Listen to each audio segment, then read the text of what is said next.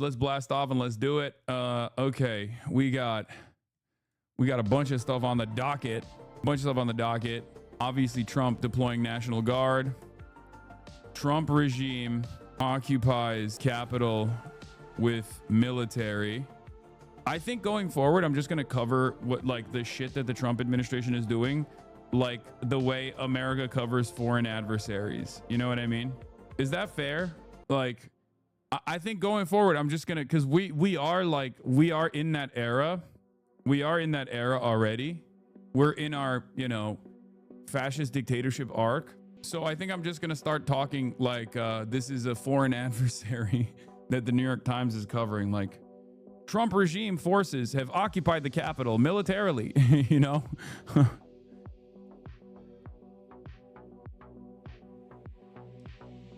Then talk about the American regime has decided to reverse previous decision on gay marriage, taking away rights from taking away rights from different marginalized populations. Civil society organizations are roundly criticizing the regime's actions. So yeah, Trump regime occupies Capitol with military. Will they come after gay marriage? Opposition party resistance has come to a halt. Yeah, opposition party nowhere to be found. Controlled opposition party might be getting donations from the same oligarchs. Controlled opposition party nowhere to be found. Yeah, opposition party in exile. Why do you only play games if you're being paid nowadays? Address the fake gamer allegations. I will address them. Korean filmmakers are all anti-capitalist. Why is this surprising to you? Why is this even remotely surprising to you?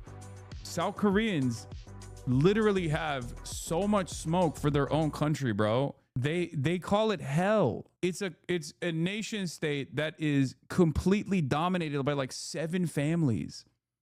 And the entire industry is geared towards the 1 to 2 corporations those 7 families individually own. Everything sucks. Like, yeah, we see K-pop and we look at Asian food with cheese on it and we're like, that's delicious. And make no mistake, that shit is delicious. Okay. Galbijim with some fucking cheese on it. I love that shit. Okay. But yeah, they have a lot of fucking issues, man. They have a lot of issues. They're being they're being hyper exploited by like the worst aspects of capitalism on a daily basis. Shit sucks. Of course, it's going to breed a bunch of artists that just like despise that structure, despise that system, you know?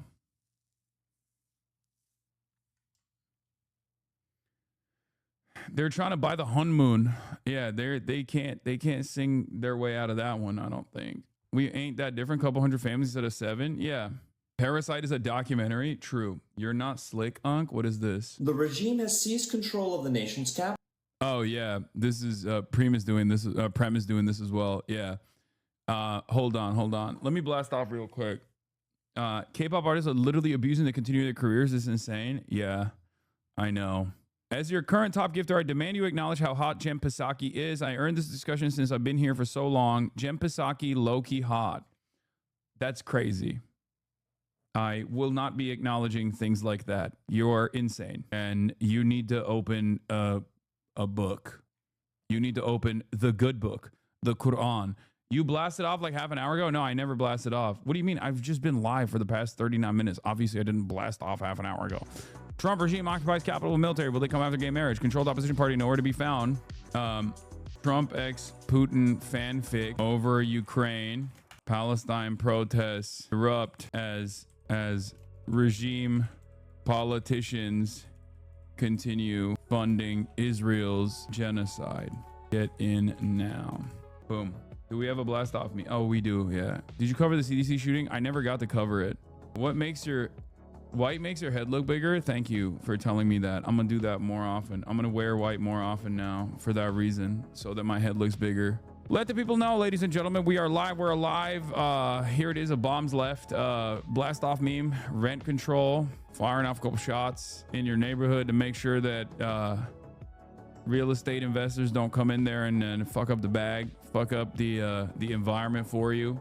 Netanyahu says Israel will open borders for Gazans to leave as they prepare for the offensive. Ugh. Maybe talk about how Trump is controlling the USA close to APAC influence at this point because of Trump and Galbard, even Vance. No, there is nothing that comes near the control that Israel has over like American foreign policy. But Trump definitely does love Vladimir Putin. Like, there is, make no mistake, Trump is certainly in a way that is impossible to ignore. Very invested in maintaining a personal close relationship with Vladimir Putin for some fucking weird reason. And I don't know what it is. I don't understand it. Nvidia starting a new headquarters in Israel to improve their AIs. Time to go all red. Nvidia. Zoran Cook Cuomo again. We'll look at that later. Guy News interview. IOF correspondent says the info on Anas, the journalist, being a Hamas terrorist is classified. Oh, so they're saying like, we won't tell you what it is. We'll keep it a secret. We'll tell you he's a terrorist. You have to take our word for it. Oh, that's cool. Yeah, that's bullshit. Okay, I don't give a fuck. It's wild that they don't even fucking care to.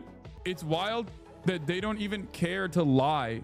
It's not weird at all. He dreams to be USA Putin one day. I know. That is true. He does like strong men for that reason. He likes charismatic authoritarian strong men. We know this because he likes Erdogan, and Erdogan ain't shit. Okay. So the fact that he likes Erdogan means that, like, that's the one aspect. He just loves when you got some kind of authoritarian strongman. Otherwise, why in the ever-loving hell would you ever be on board with, would you ever glaze Erdogan? He ain't got shit. He's got nothing. He's nothing. He likes Viktor Orban. He's okay. That's another actually, that's an even better example. At least Erdogan like commands the second largest military in NATO. What does Viktor Orban have? Nothing. Okay. Viktor Orban has nothing. So the very fact that he likes Viktor Orban implies that the only thing that Trump cares about is like vibes, authoritarian vibes.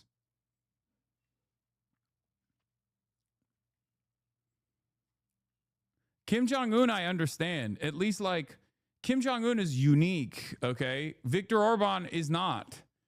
Like, liking Kim Jong-un is odd for sure, but like he's still like a fascinating character. He's like in control over one of the only countries that's like not even one of the only remaining like nation states that's like completely remote, okay? Viktor Orban is the leader of Hungary. He's smack dab in the middle of the fucking, well, not in the middle, but like, you know, he's right there in the European continent. And he's just a fucking powerless autocrat. He has power over his own country, but ultimately in the global scheme of things, like he has no motion. Do you not understand what I'm saying? Like him liking authoritarian strongmen for only the quality that they are authoritarian strongmen is perhaps most evident in someone like Viktor Orban, because Xi Jinping is a charismatic strongman leader for sure, commands a lot of power I mean, he's the leader of China, okay? China is a hegemonic superpower. Kim Jong-un, again, understandable that you would like find him to be a fascinating character because he's responsible single-handedly for an entire nation state that is like a sovereign nation state that has nuclear weapons, and also on top of that has been completely outcast from the global marketplace. Like they're not a part of the regular international system that we've designed. But when you got, and even with like Erdogan is a feckless servant of the American state. But having said that, he at least has like NATO. He has like a NATO army. You know what I mean? But with like Viktor Orban has nothing. The only reason why you would say you like Viktor Orban is because he's an authoritarian strongman who's right wing, who like says he hates gays. He has nothing. What do you mean? He plays both sides. He's like beholden to Chinese influence, beholden to Russian influence. Obviously, still a servant of American reactionary sentiment as well. He's got nothing though. You know what I mean? No disrespect to Hungary, but like in terms of like all these other global leaders and shit, like he has no motion whatsoever, other than like the only quality that he brings to the table that you might find fascinating or good is that he just sucks. He's just a bad dude. He's a bad dude, and he's right wing, and he's authoritarian.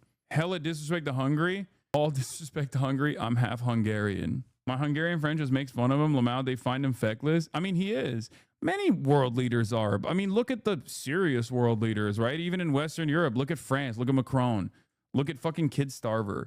They've shown their asses over and over again. They've made it. They have they've basically shown everyone in their own nation states that they have no sovereignty whatsoever, and this entire like anti-EU sentiment, this entire anti-European Union sentiment was all nothing. Okay, because remember, so many of these countries had like independence movements to rid themselves of like European Union sovereignty. This is bad, you know. European Union should not be controlling us. Like, why is that happening? And then you look at them and it's like, oh no, there's a real daddy. There's a real daddy who is sometimes called daddy by some of these fucking leaders like Rutte. Shameless. What happened? What happened to shame? You know what I mean?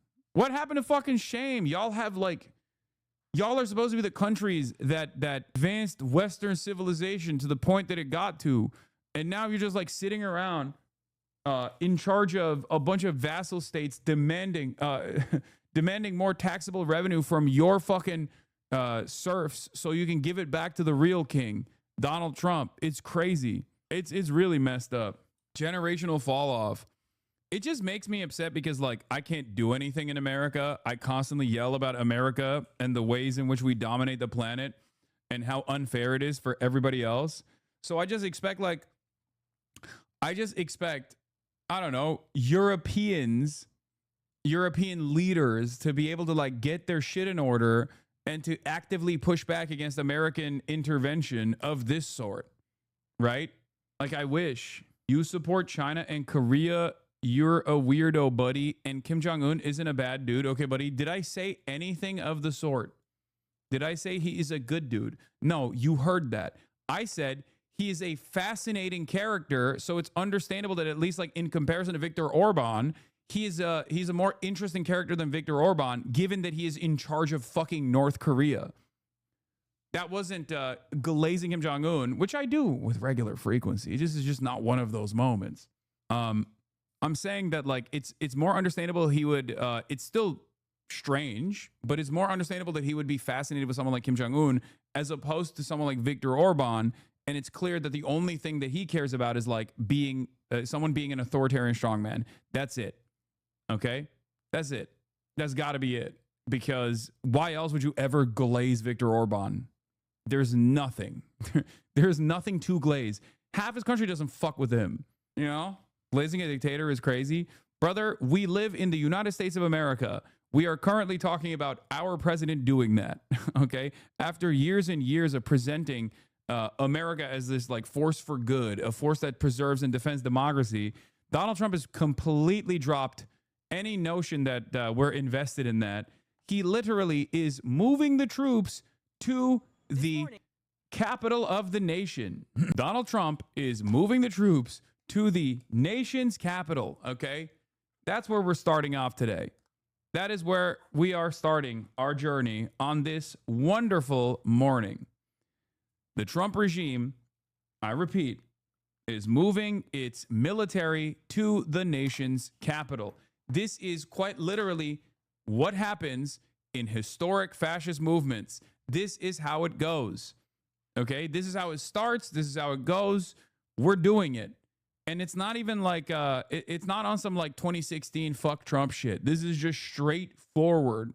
This is a straightforward attempt to at least have like some semblance of control when full tilt fascism comes our way, and it's already at our doorstep. And of course, the hilarious side of this otherwise like somewhat scary story is that the inflection point for this military takeover of law enforcement duties in the nation's capital is that a dude by the name of fucking Big Balls got his ass beat by a 15-year-old teenage girl and a 15-year-old teenage boy.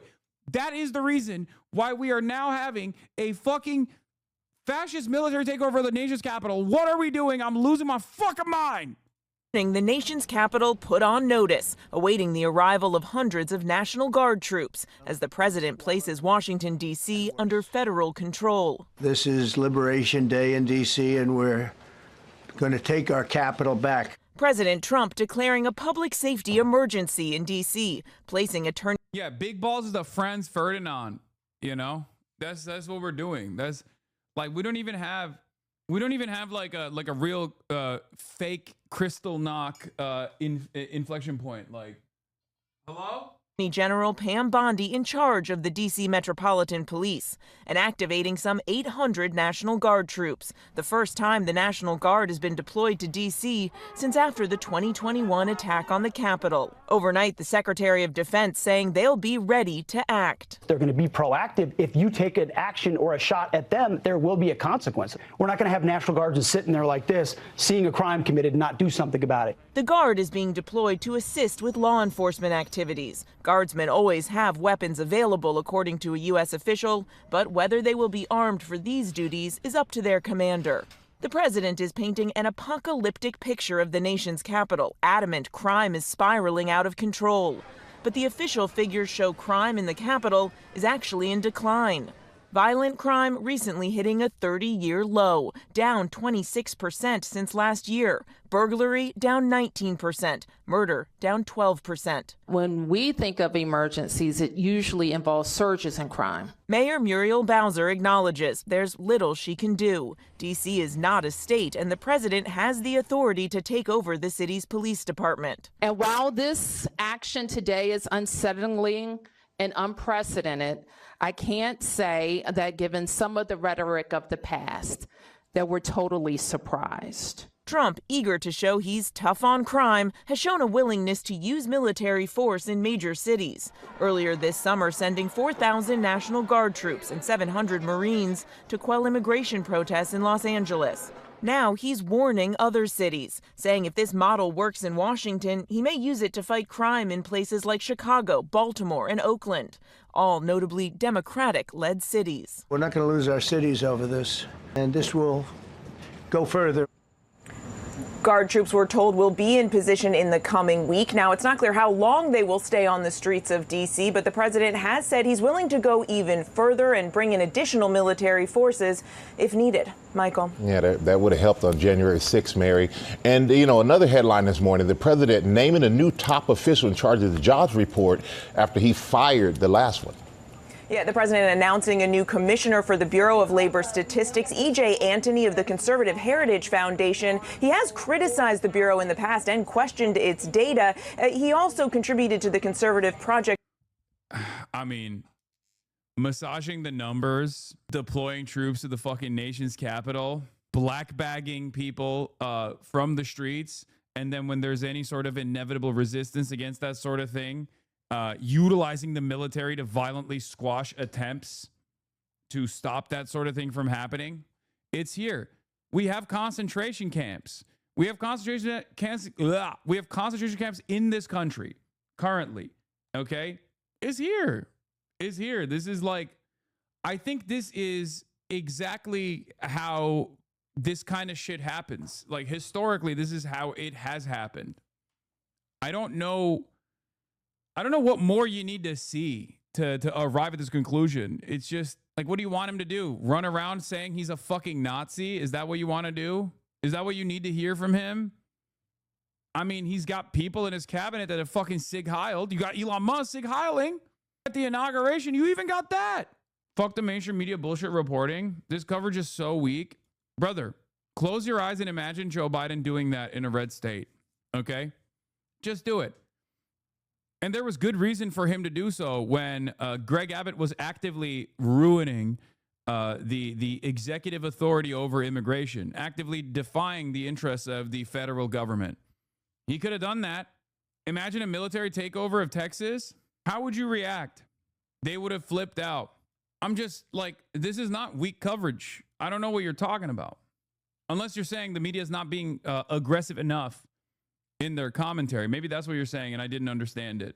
Like, I have detailed exactly how this is going to happen, and it's going along in the exact ways that I said it was going to happen. 2025 blueprint. Now, this comes after the president fired. Oh, you're saying the media is weak on calling this bullshit out. Even my hog parents are increasingly saying they just can't watch the news. They don't watch because they know they're complicit, but they have stopped denying this shit isn't happening. Yeah, this is exactly the kind of like aesthetic stuff that Americans, regardless of what their political background is not in favor of either. I think a lot of this stuff is being, I think a lot of this stuff that's doing, what? You're giving 2019 voice today? Maybe. I think a lot of what's going on is happening specifically for like extremely online aspects of the movement. Like this shit is not something that like average Republicans, if they pay attention to it, this is not the type of shit that average Republicans would be on board with, I don't think. Maybe I'm wrong, but I just don't see like regular ass Republicans, like lifelong Republicans turning around and just being like, oh my God, this is great. I love sending the fucking police.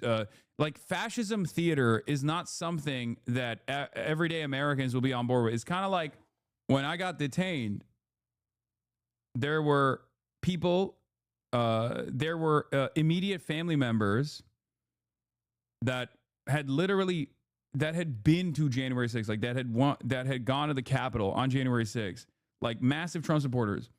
Okay, I know people who are not my family members, but like friends of mine and their immediate family members. When they heard about that, they were pissed off that the government was literally detaining people because they pegged them as political dissidents. Like that's the type of shit.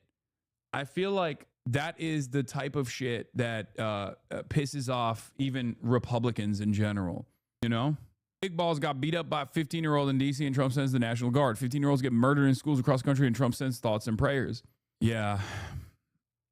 There's a bunch of interesting stuff, but it's framed as law and order, so Republicans do kind of like it. Also, there's a lot of black people in DC. No, for sure. This is for that reason. He's doing it for that reason because DC is a black city. Okay. That is the main reason. This is a way to stop. This is a way to just basically signal in the same way that like when you do ICE raids in like Los Angeles and you rip apart families, like you're saying to your base, to the most racist elements in your base, like, I'm doing this for you. I got you. No more Mexicans. Like, I hear you, right? This is the same version of that, but just for black people. Ironically enough, it's also for the same base because those guys want brown people and black people to get the fuck out of the country, right? Or to be violently suppressed. So you're designing this like incredibly fucking violent, ridiculous, this incredibly violent, ridiculous enforcement mechanism specifically to soothe the interests of some of the most reactionary elements within your base. I don't think you can keep pushing like this without significant response. I think this creates a lot of animosity. The problem, of course, is that you don't have a well-organized opposition party against this kind of thing that's like actively egging on the population to respond, to actually throw a fit, to fuck shit up. You don't have that anymore within the Democratic Party. They're gone. And you kind of need that. This is not me shepherding people into the Democratic Party. This is just me saying that like you do need that because you need your parents and your grandparents to also be on the fucking streets.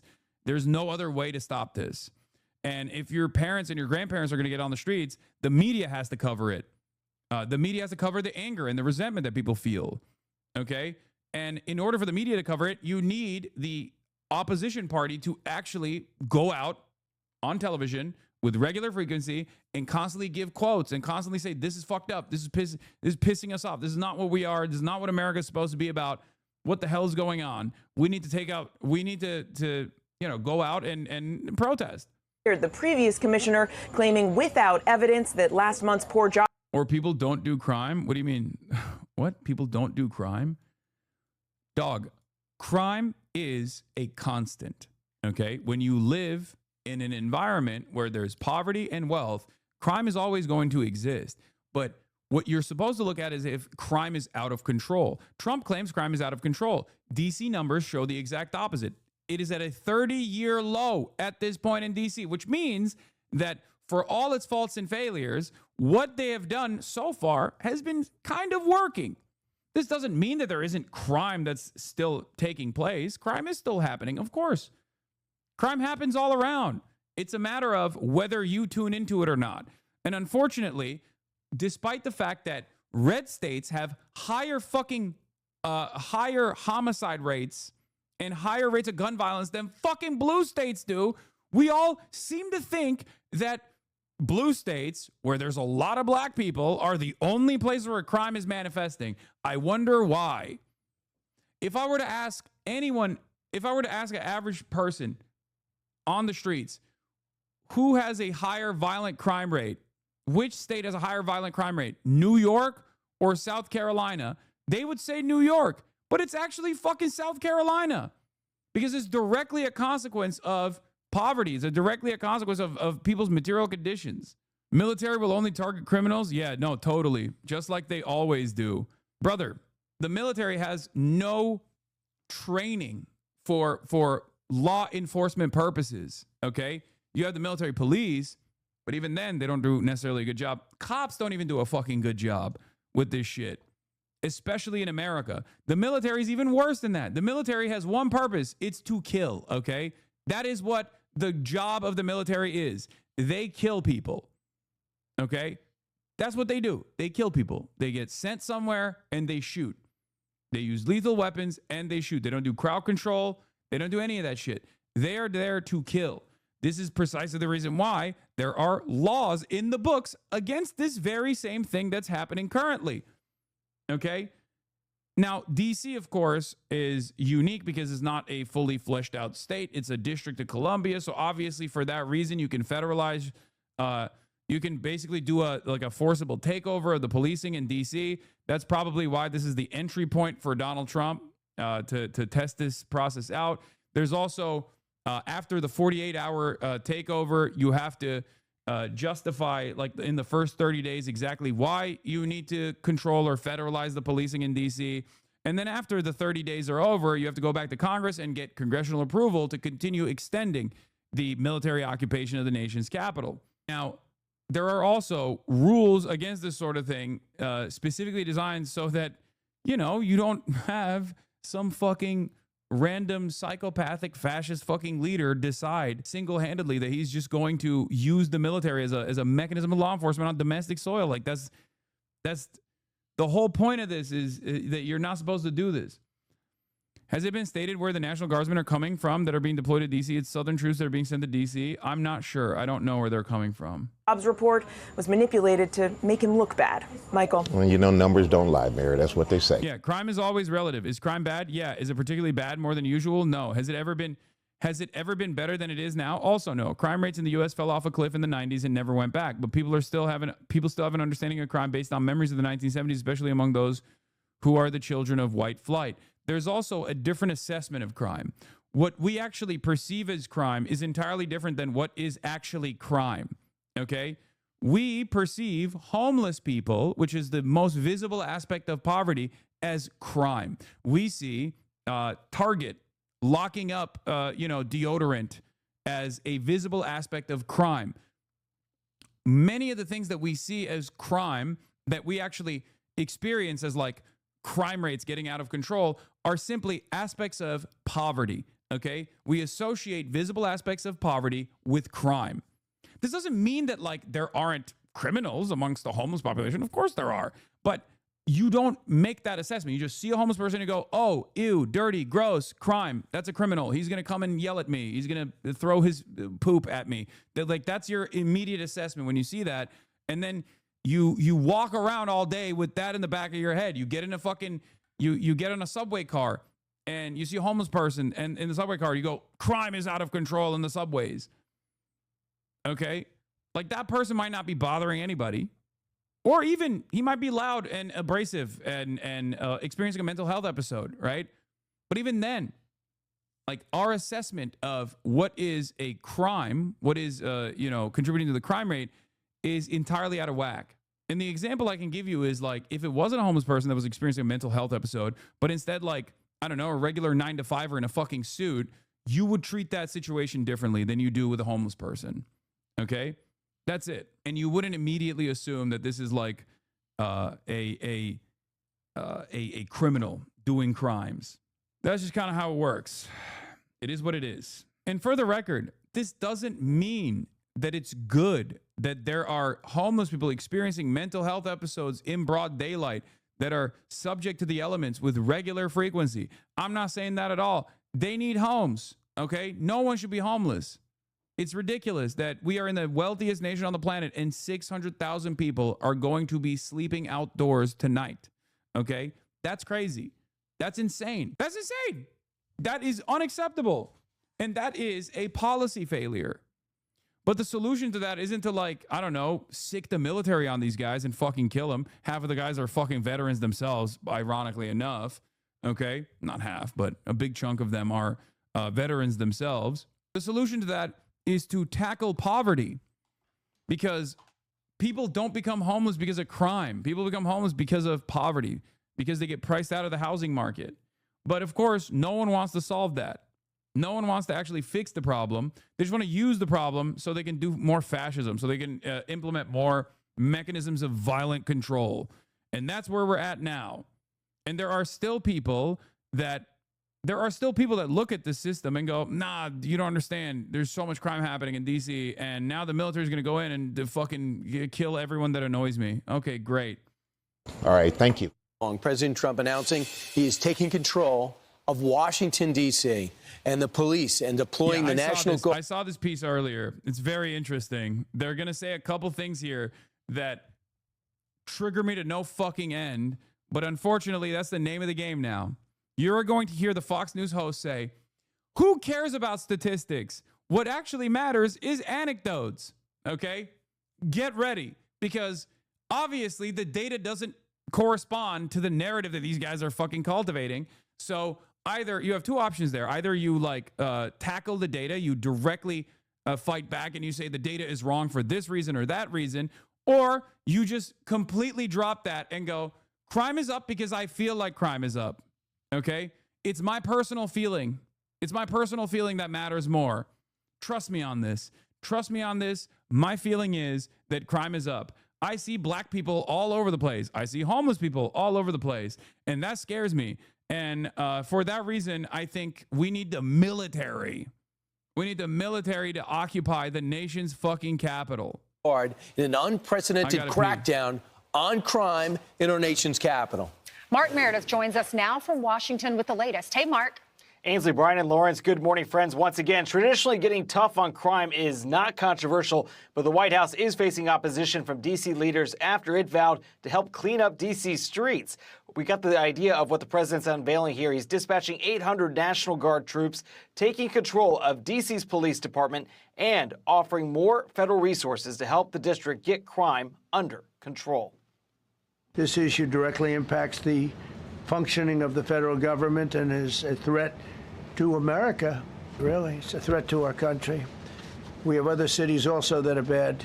We also got a statement from D.C. City Council. They responded to Trump saying this is a manufactured intrusion on local authority. Violent crime in the district is at the lowest rates we have seen in 30 years. The statement goes on to say federalizing the police department is unwarranted because there is no federal emergency. But guys, crime is still happening, including overnight. There was a fatal shooting roughly 1 mile from the White House. Now we're hearing from D.C.'s U.S. attorney, who is urging local leaders to stiffen the punishments criminals may face for crimes both big and small.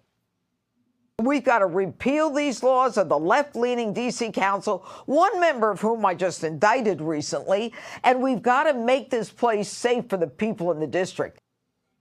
D.C.'s sole congressional delegate is calling this all political overreach, but D.C.'s police union is applauding the White House for taking action.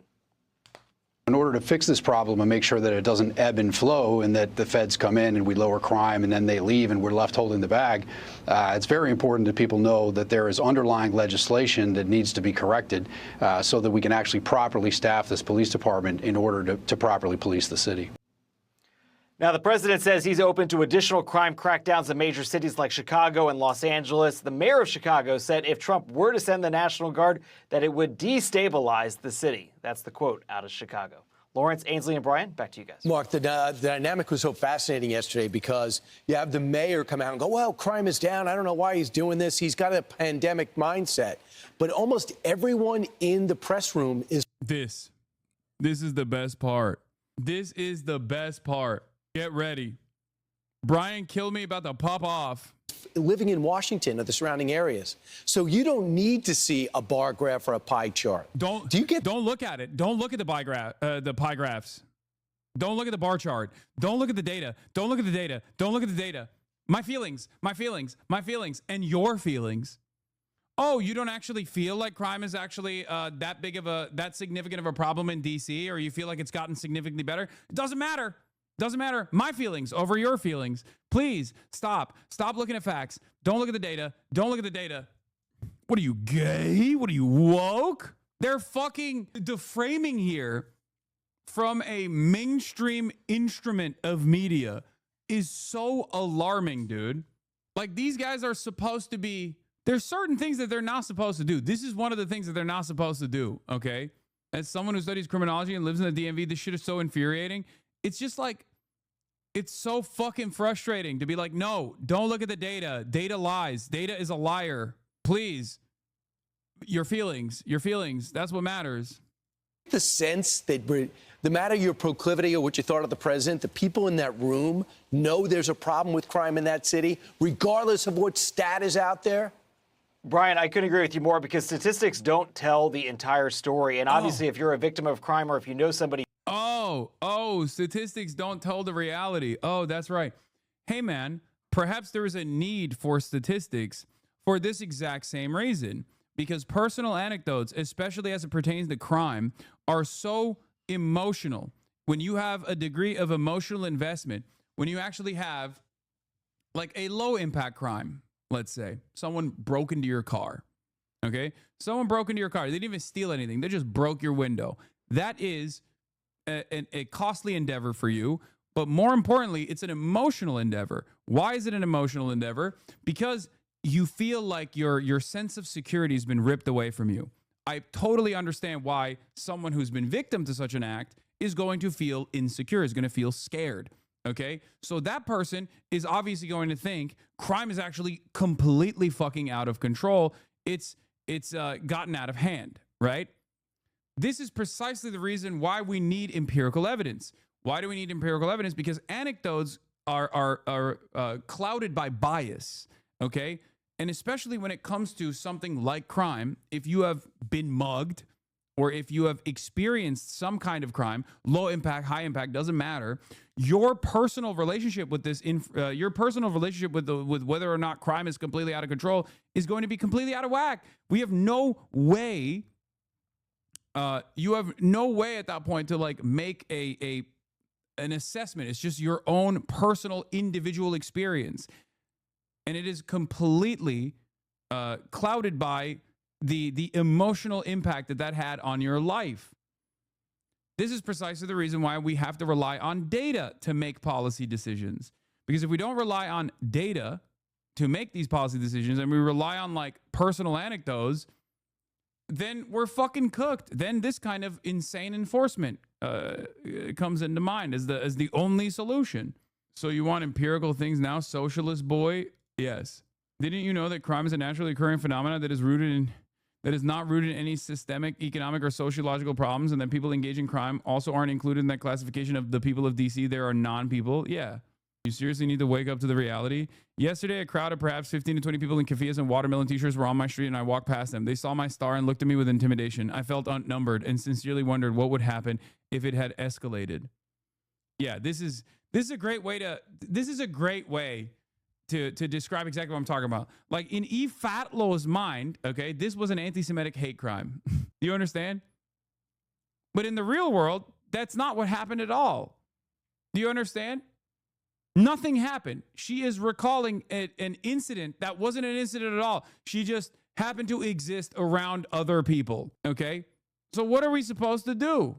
What are we supposed to do? Are we supposed to legislate off of the paranoid delusions of people? Is that what we're supposed to do?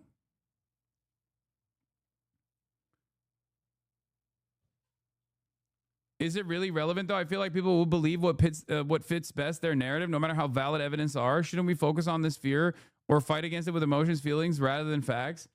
I mean, sure, that plays a role in this commentary as well, certainly. But like first and foremost, I think it's important to address not only the actual facts, not only the reality, the facts, but also talk about why these guys have completely moved away and sidestepped the importance of like doing any sort of like real data analysis and simply are at the mercy of individual anecdotes, right? Because the difference to this is just like doing a man on the street interview with regular citizens of DC and asking them if they like having military on the fucking streets. Does that make them feel safe? The problem is the media never does that. Okay? Like, I'll give you another example of crime panic and also bullshit over enforcement of crime panic narratives. New York City subways are some of the safest around the planet, but there are still obviously incidents that take place in New York City subways. If you were to ask people in the media, they say it's bedlam. Okay? They say New York City subways are unimaginably unsafe, that there is a murder happening every 5 seconds. Okay? And what do you have to do to combat this fear that people have? You have to send in as many fucking militarized police forces as possible to the New York City subway so they can sit there and play Candy Crush. Okay? But at the time, if you were to ask people how they felt about all of these like heavy duty, heavy set, militarized cops at subway stations playing Candy Crush, they didn't like it. They didn't like it at all. Like the people who are actually commuters don't like it.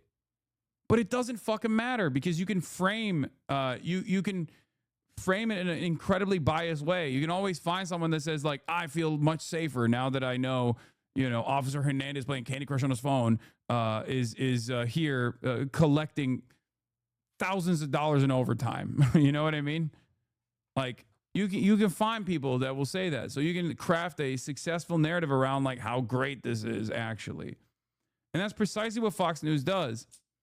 As opposed to liberal media outlets don't do that, to develop a counter narrative to say like, this is not something that people are fucking with. They don't like this. Doors open. Doors open. Wait, hold on. Feelings of unsafety is because guns are illegal. That's the other thing. You know what? One of the craziest things that they're showing in DC, they're like, gun violence is up. Gun violence is much higher in DC than these other fucking nations, right? It's like, dude, yeah.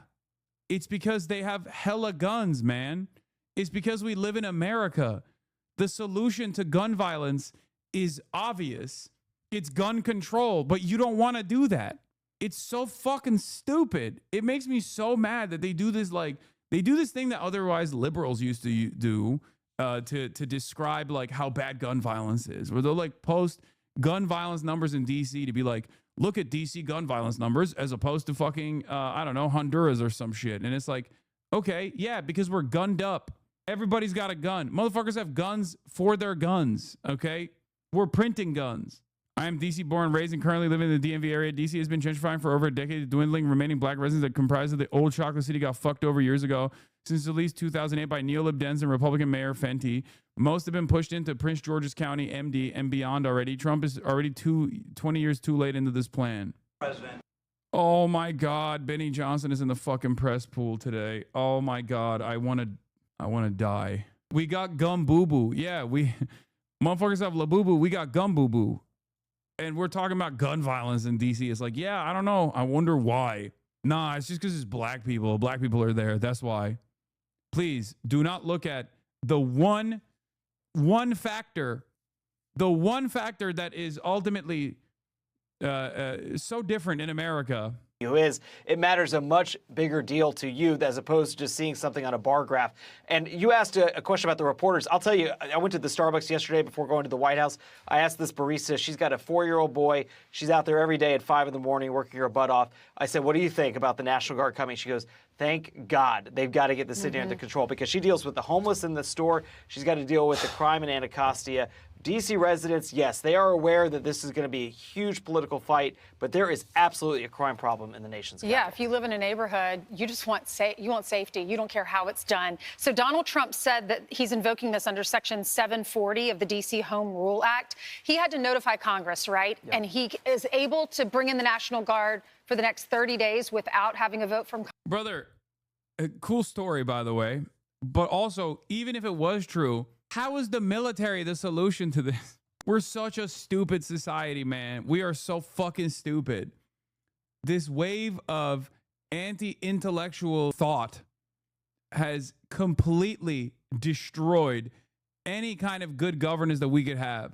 Okay? It's over. It's done. It's fucking Jover. It's just, there are homeless people everywhere. Okay. How do we solve it? I don't know. Fix the housing market, offer them fucking permanent shelter, okay? And then start the rehabilitation process with the housing first policy, okay? Those are successful methods of combating homelessness. Nah, I don't want to do that. We should just kill the homeless with the military. We should use the military to kill the homeless. Okay, we'll just go with that one. Like, nobody asked why the guy is homeless, how he got there, how we can make sure that this doesn't happen again. We're just like, oh, I don't want to see it. Gross. Get him out of here. Kill him. Kill him with the military. Kill him dead. Congress, is that right? Ainsley, that is right. And he did notify the appropriate committees yesterday. So basically the clock is ticking. This gives Congress until mid-September to decide whether or not they want to extend the emergency. But this is unprecedented. We don't know what this is going to look like in the next week, 2 weeks, whether or not this is actually going to be well received by D.C. residents or. What do I say to people who think they're just lazy? I mean, majority of homeless people actually have jobs. They're just living out of their fucking cars. And it's not about laziness at all. Like, they literally work. They just are priced out of the housing market. A reality that is a lot closer to the average American than they think as well, by the way. You're like one fucking horrible medical incident away from also being on the streets. And many Americans are there. They just don't realize it and turn a blind eye to it. And they see, I've talked about this before with different tiers of homelessness. Like, I call it the 3 tiers of homelessness. Like, the most invisible tier of homelessness is the majority of homeless people, which are like people without permanent shelter, a permanent home, either couch surfing or living out of their cars. They still go to their jobs, you know what I mean? But then, like, because they don't have access to running water at any given moment all the time, it becomes increasingly more difficult to maintain your job. And then you go into tier 2 of homelessness, where you're like in the period where you're like kind of living outdoors and braving the elements and don't have any shelter whatsoever because you can't pay for your car or whatever, right? And then you're now living on the streets. And then you get to the last tier of homelessness in that process because, like, you're doing drugs to try and cope with your reality, to try and just, you know, try and deal with your everyday existence where you're exposed to the fucking elements. And basically you arrive at the 3rd tier of homelessness, which is what most people see or most people think when they think about homelessness, which is like a person who has been out there for a decade. And at that point, you know, they've kind of lost their minds a little bit, understandably so. And they're constantly experiencing like mental health episodes in public. They have nowhere to go. And it's much more difficult for them to be reintegrated into normal society. But the idea that like people are homeless for fun is so idiotic. I don't understand how people say that. Like they just don't think about it at all, I guess. Like they in their minds they have like never considered how insane that statement is. Like, I will never understand that. When people just go like, "Oh, dude, people want to be in that situation." It's like, dude, you are insane. Nobody wants to live in that situation. Brother, animals need shelter. Like, they find caves to live in. You know what I mean? The idea that like a fucking whole ass human being is going to volunteer to live out in the fucking streets is insane. The only reason why you think that is because the shelters have no drug policies, and the shelters actually have a lot of violence and a lot of theft. And therefore, some people do prefer to live literally outside in a fucking tent rather than living in a goddamn shelter, especially because shelters are not permanent anyway. That is an indictment on the shelter system being dog shit more so than people's own personal choices of wanting to live outdoors. Yeah, you can't keep a pet. You can't keep your stuff in the shelter. There's so many different things. Like these are not non-persons. These are human beings, you know? Or if there's going to be pushback, my bet, Ainsley, guys, would be that by the weekend, when there's going to be an uptick in whether or not there's people out and about, whether we see more crime and how it's handled, if people say this is a good thing, or they're saying this is going in the wrong direction. But we had a fatal shooting just last night. So crime certainly, that was my favorite point, was that the council was saying there is no crime emergency. And then we had a fatal shooting 1 mile from the White House, Logan Circle. Yeah. Of one fatal shooting a mile away from the White House does not mean there's a crime emergency. What are you talking about? There's never going to be zero crime, dude.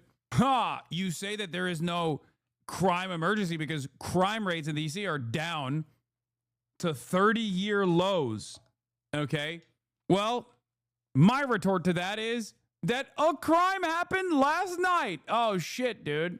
I didn't realize that not having an imminent crime emergency, I didn't realize that meant that like, no crimes are supposed to happen ever.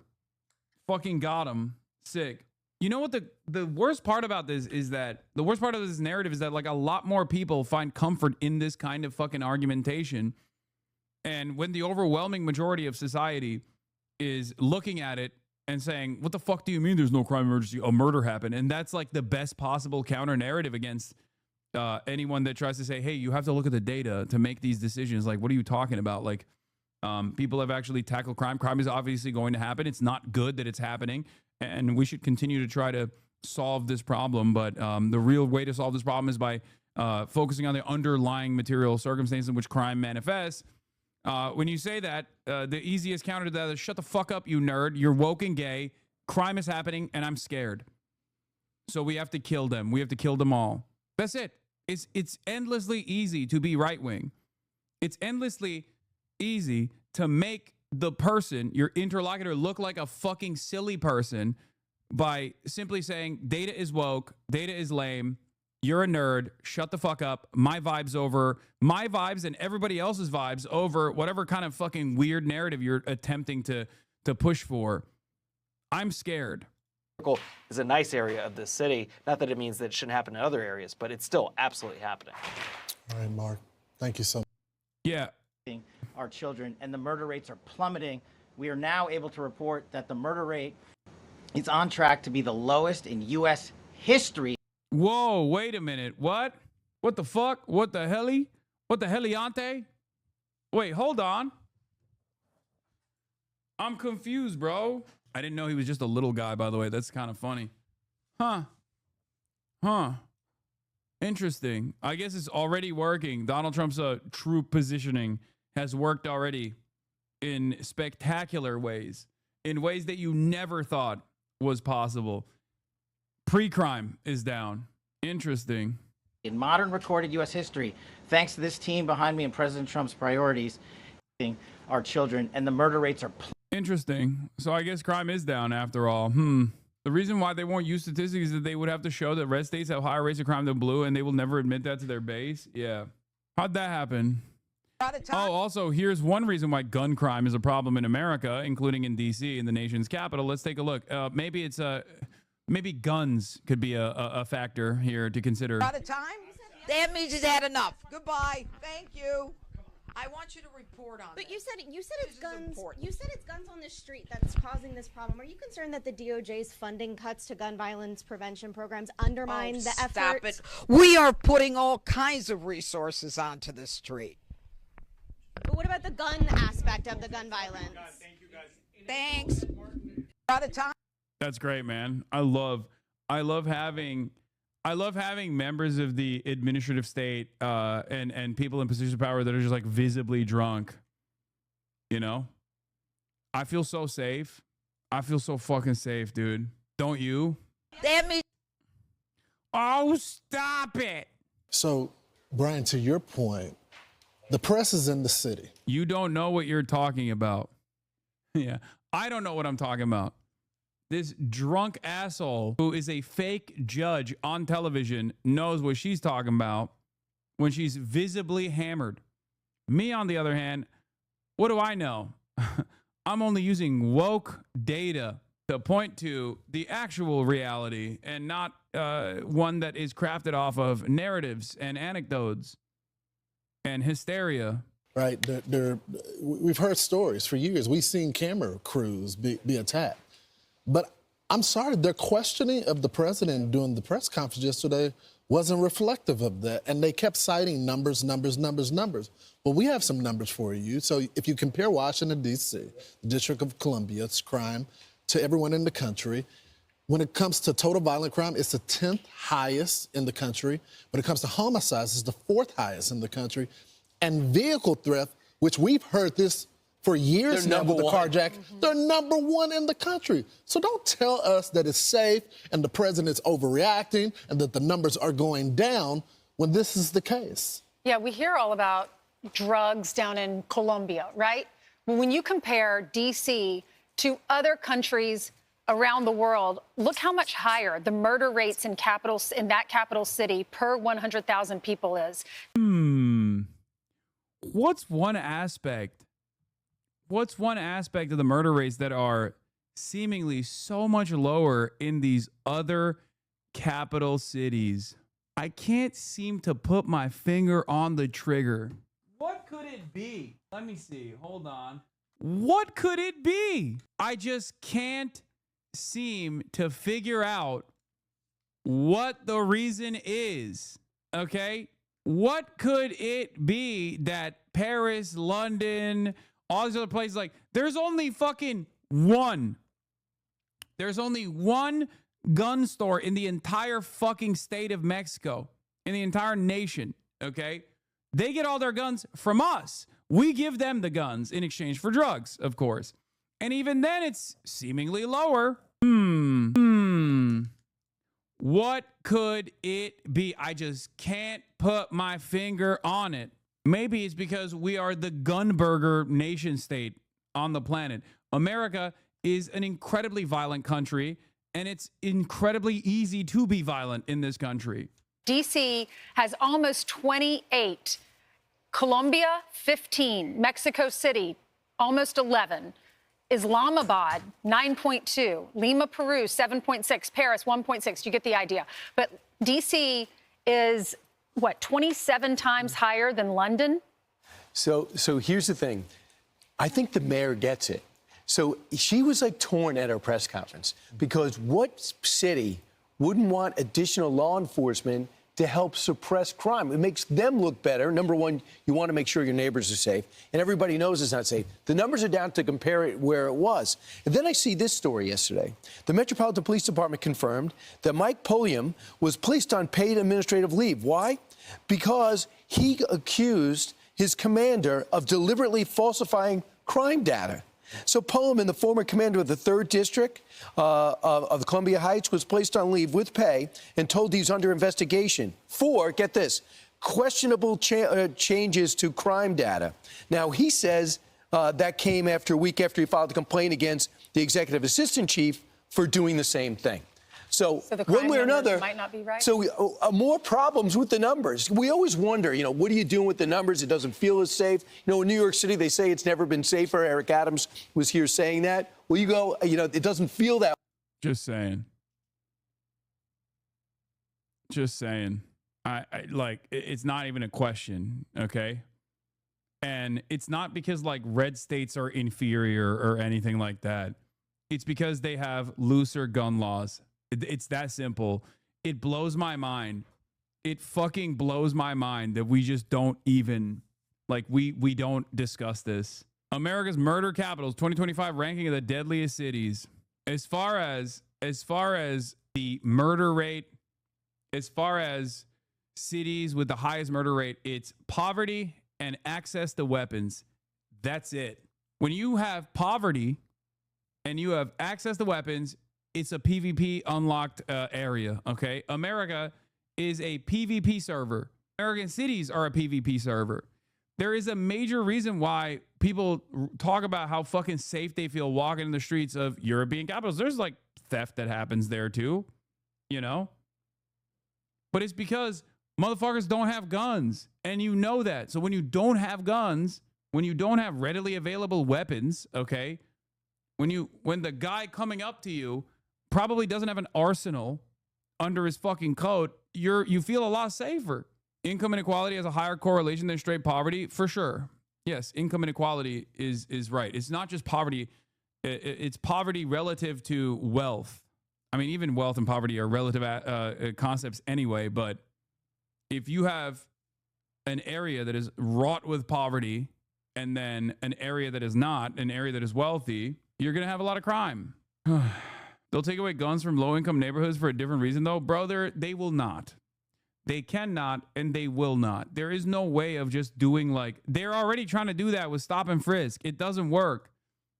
There are so many guns in circulation that even if you like tried to stop every single black person on the road with the assumption that they have a gun on them, or every single brown person on the road with the assumption they have a gun on them, which they tried in New York City, famously, it becomes an abject failure in gun violence prevention because guess what? It turns out it doesn't fucking matter. People still find guns anyway. They have tried this.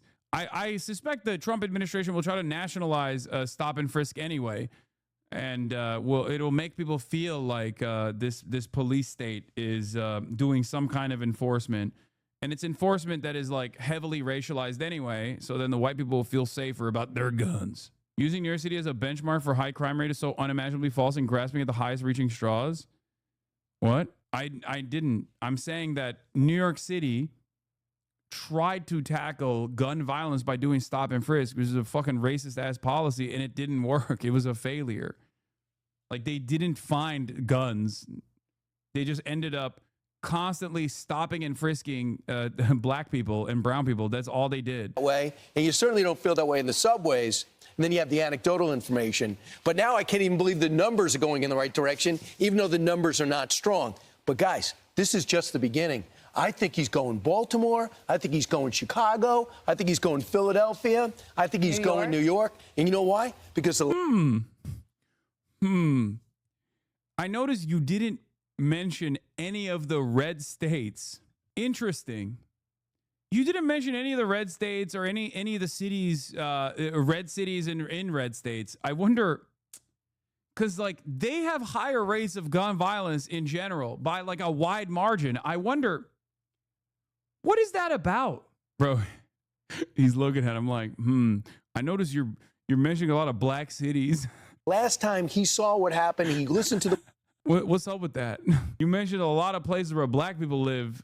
I'm noticing that you're bringing up a lot of places where primarily there's a higher density of black people. What's that about, Brian? Pushback when he put the national troops in Portland and Seattle, and then he pulled them back and said he was the problem. In retrospect, he knows he wasn't. Those cities were allowed to get out of control so they could blow off steam, and he said, not this time. And I'm doing it not for me. I'm doing it for the people of that city who didn't vote for me. I'm doing it for the country. It's the adults that deserve to be able to work safely, but it's also the kids. They deserve to grow up in safe neighborhoods and not be impacted by the gangs as well that is forcing them. Either you choose the James. Yeah, Brandon Scott is a great example of like lowering the fucking homicide rate in Baltimore. I've talked about this briefly. A big part of that was obviously training programs for at-risk youths and also after-school programs in general. That's it. There's a solution for this, okay? Especially when you come across like youth crime, which is what started this process in DC to begin with. Like, kids need something to do. That's it. They're fucking kids, man. They're kids. They're kids. They're literally kids. When you're 15 years old, you're a fucking child, okay? Your brain hasn't developed. And they just need something to do. And if they don't have anything and they're fucking poor and they have, access to weapons, they're just going to fucking do crazy shit. It's that simple. It's literally, it sounds crazy. It sounds crazy when I explain it like this, where people are like, what do you mean? Like, you look at the Kia boys, right? Like, Tommy G has done extensive reporting on this stuff. He'll go to like some of the most like underserved, impoverished neighborhoods that are primarily black. Okay. and he'll interview these kids like that steal Kias with regular frequency and then just like joyride it and shit. And it's incredibly fucking dangerous. Those kids, I can't believe like how people get mad when I say this kind of shit because they want me to like engage in heavily racialized, like aggressive language when talking about these children. But it's the same. They're no different than like white kids from rich neighborhoods. Okay. As a matter of fact, they have more reason because they have less options than white kids in rich neighborhoods that engage in similar kinds of like fuck ass behavior. Okay. If they had parks, if they had fucking tournaments like sporting events and things of that nature, then they wouldn't be doing this shit. There's still obviously always going to be people that want to break the rules and do crazy stuff. You know, they're children, but children have a lot of energy. You have to put that energy into good use. You have to get them invested in a future. If they don't have any sort of future, if they know that they have no options, then of course they're going to do crazy shit. And that's how Brandon Scott was able to fucking lower the homicide rate in Baltimore, as a matter of fact. Comprehensive Violence Prevention Program 2021, shortly after taking office, Scott released Baltimore's first ever comprehensive violence prevention program, multi-year strategy. There's some issues that I have with this program. It's like, obviously, it relies on cops a lot and heavy surveillance too. But he developed this with resident input to address gun violence holistically. The plan treats violent crime as a public health crisis rather than solely a law enforcement issue, emphasizing prevention, intervention, and enforcement. The key components are targeted interventions for high-risk individuals, as I talked about before, which identifies and supports those most likely to be involved in gun violence through outreach, social services, and job opportunities. Okay?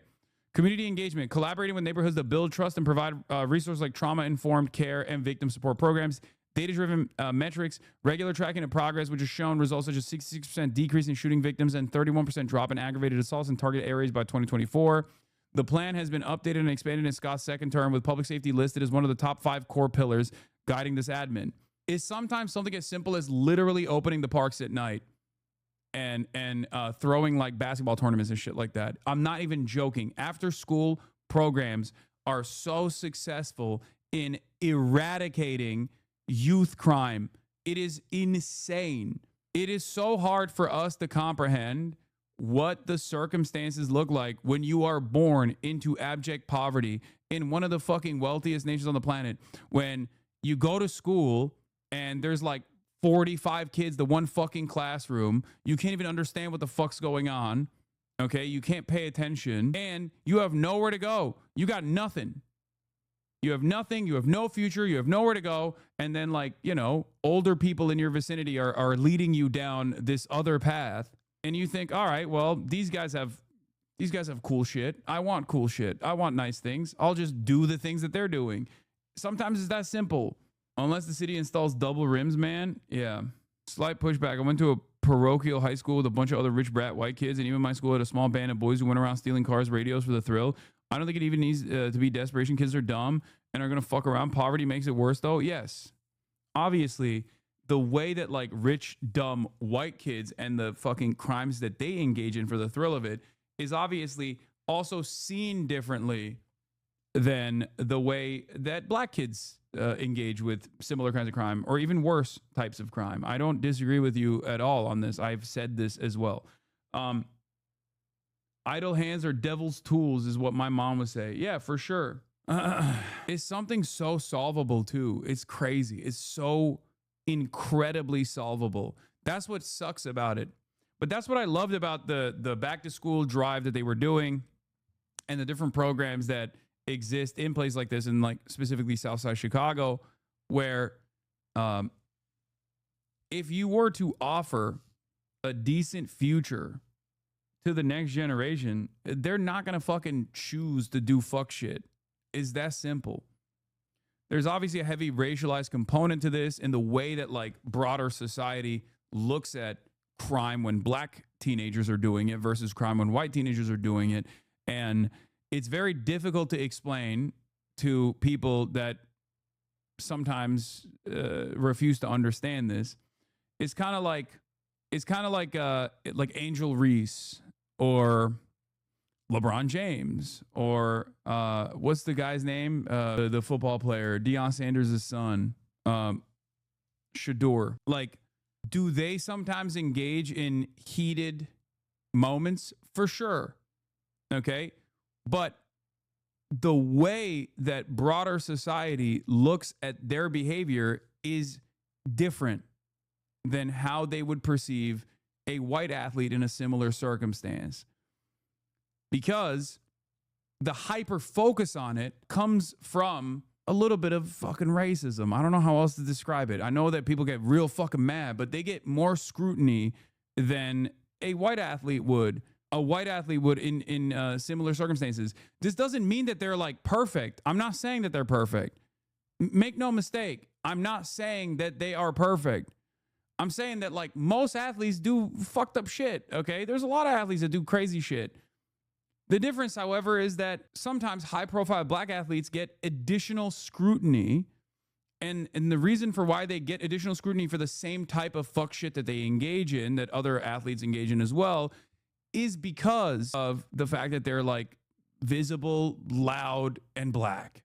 Draymond Green, the angry black man. Okay, let's not take it that far. Okay, I'm not gonna fucking defend Draymond Green here on the virtue of anti-black racism. You've gone too far. Okay, pull back a little bit. Draymond Green does deserve the smoke that he gets. That's crazy. He literally went to Israel and shot with IDF snipers. Okay. He's also crazy, and he's playing karate ball. Anyway, I'm not even going to get into that. That's crazy. Shot with snipers in basketball or shot rifles? No, like sniper rifle.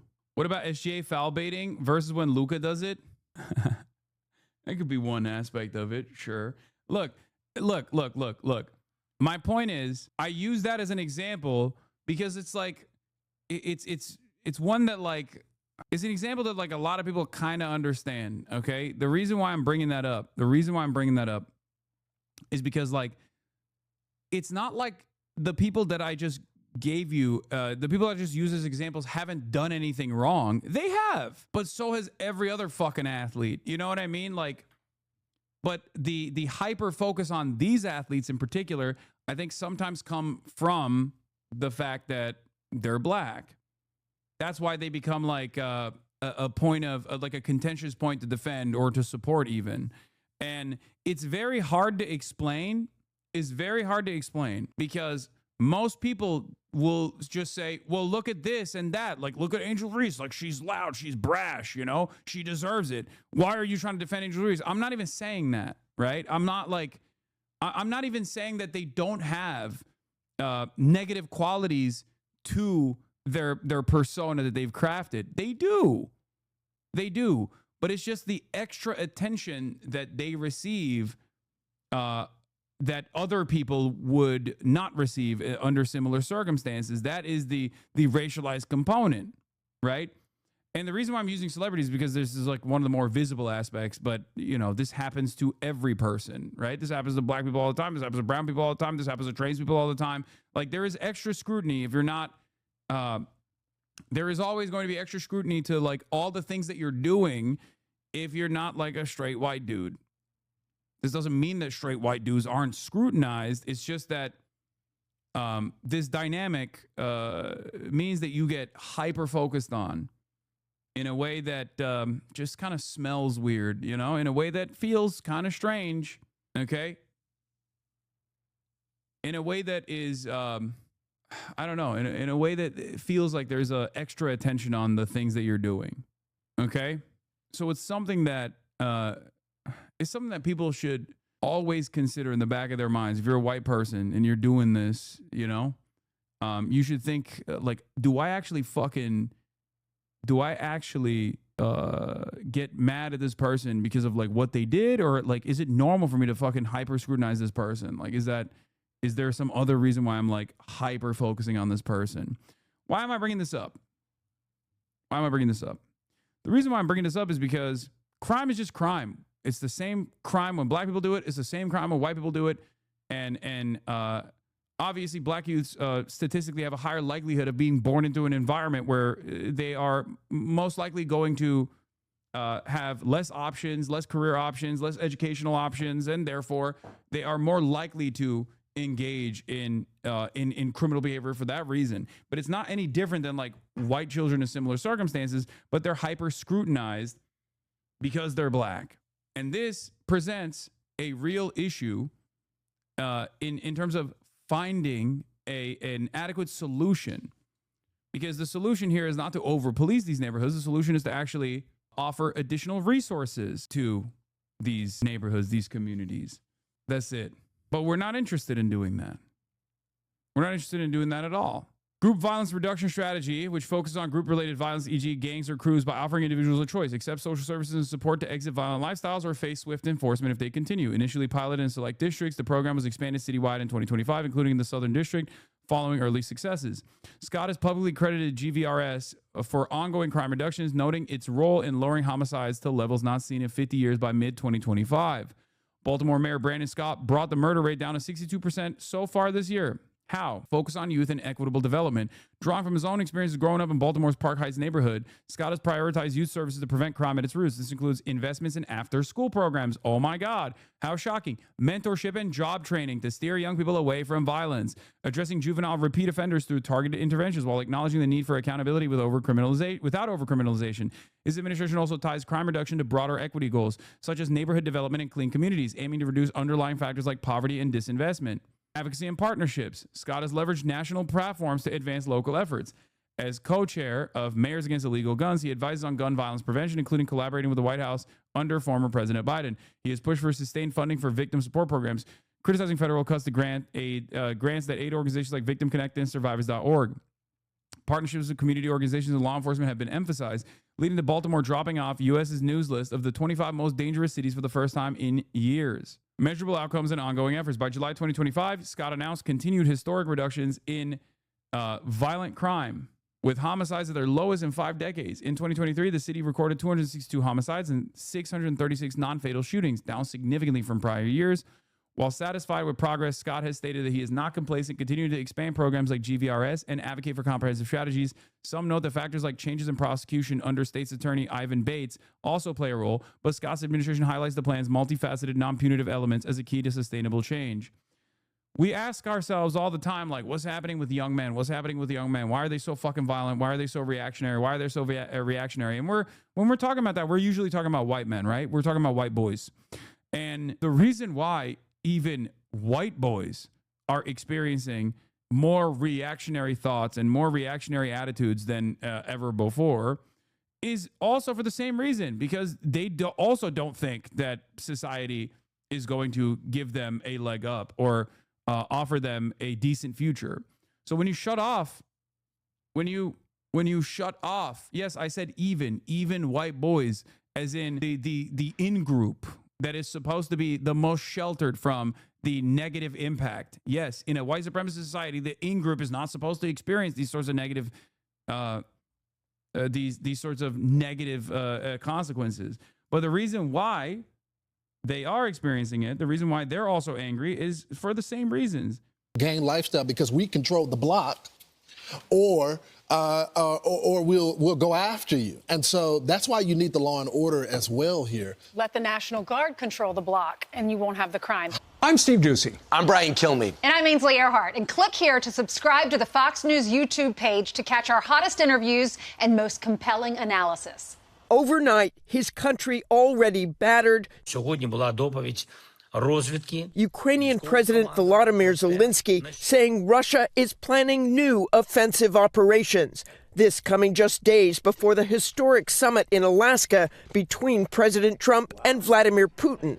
I'm going in to speak to Vladimir Putin, and I'm going to be telling him, you got to end this war. You got to end it. But the president seeming to downplay expectations. I'm here for one reason: to get rid of a war that somebody else started. And after months of positive interaction. Yeah, somebody else. Who's the somebody else? Not Vladimir Putin. If you make a majoritarian in-group feel excluded and responsible for the crimes and failures of their ancestors and parents, that undermines your movement if it requires their involvement. It's why universalist leftist policies are the most effective in both political and policy sense. I mean, I don't do that. I don't. I only shit on people who still, whether they're a part of the in-group or not, still defend those systems of inequality and racialized violence and disproportionate targeting right now. That's what I care about. Be nice to white people take? No, I don't. Look, I'm a communicator. I know that it comes across as that person saying like, be nice to white people. Okay. But the reality of the matter is, if you want to actually fucking change the opinions of these sorts of people as well, and they are the in group and they are the majority, you also got to fucking, you also have to set well-defined boundaries on what is unacceptable for them to say, while simultaneously saying like, look, I understand where you're coming from, but here's the truth. I don't think I think it's an effective way to communicate to these people, because like we have to bring those people to our side. And also, chatters, stop fucking yelling at Shonda Black. You're being insanely fucking annoying. Okay? It's a bit of both. Obviously, it doesn't mean that you're supposed to fucking let people pop off. You can't do that. I'm gonna start banning Shonda Black haters in the chat. Actions, President Trump also seeming to once again blame Zelensky for the war Russia started. I get along with Zelensky, but, I disagree with what he's done. Very, very severely disagree. This is a war that should have never happened. But 3 years after the Russian invasion... Erdogan trying to steal Trump's deals. Erdogan proposes hosting Russia-Ukraine summit. Oh, my God. My goat, dude. My goat. He's the table. He wants to be the table so bad. He's like, bro, come on. I'm right here. This is the Ukrainian land the Russians now control. Is this what President Trump is talking about when he suggests Russia and Ukraine could swap land, something Zelensky has said he would not approve on his own? I was a little bothered by the fact that Zelensky was saying, well, I have to get constitutional approval. I mean, he's got approval to go into war and kill everybody, but he needs approval to do a land swap, because there'll be some land. Yeah, who could forget when Zelensky invaded Russia? February 2022, Zelensky said, I got congressional approval. We're invading Moscow. Bro, what do you mean? God, I can't even fucking make fun of Zelensky. I want to, but I can't, because this motherfucker's so crazy. Okay? It's just like, it's so stupid. Zelensky got invaded. Zelensky got invaded without congressional approval. No congressional approval then. What now?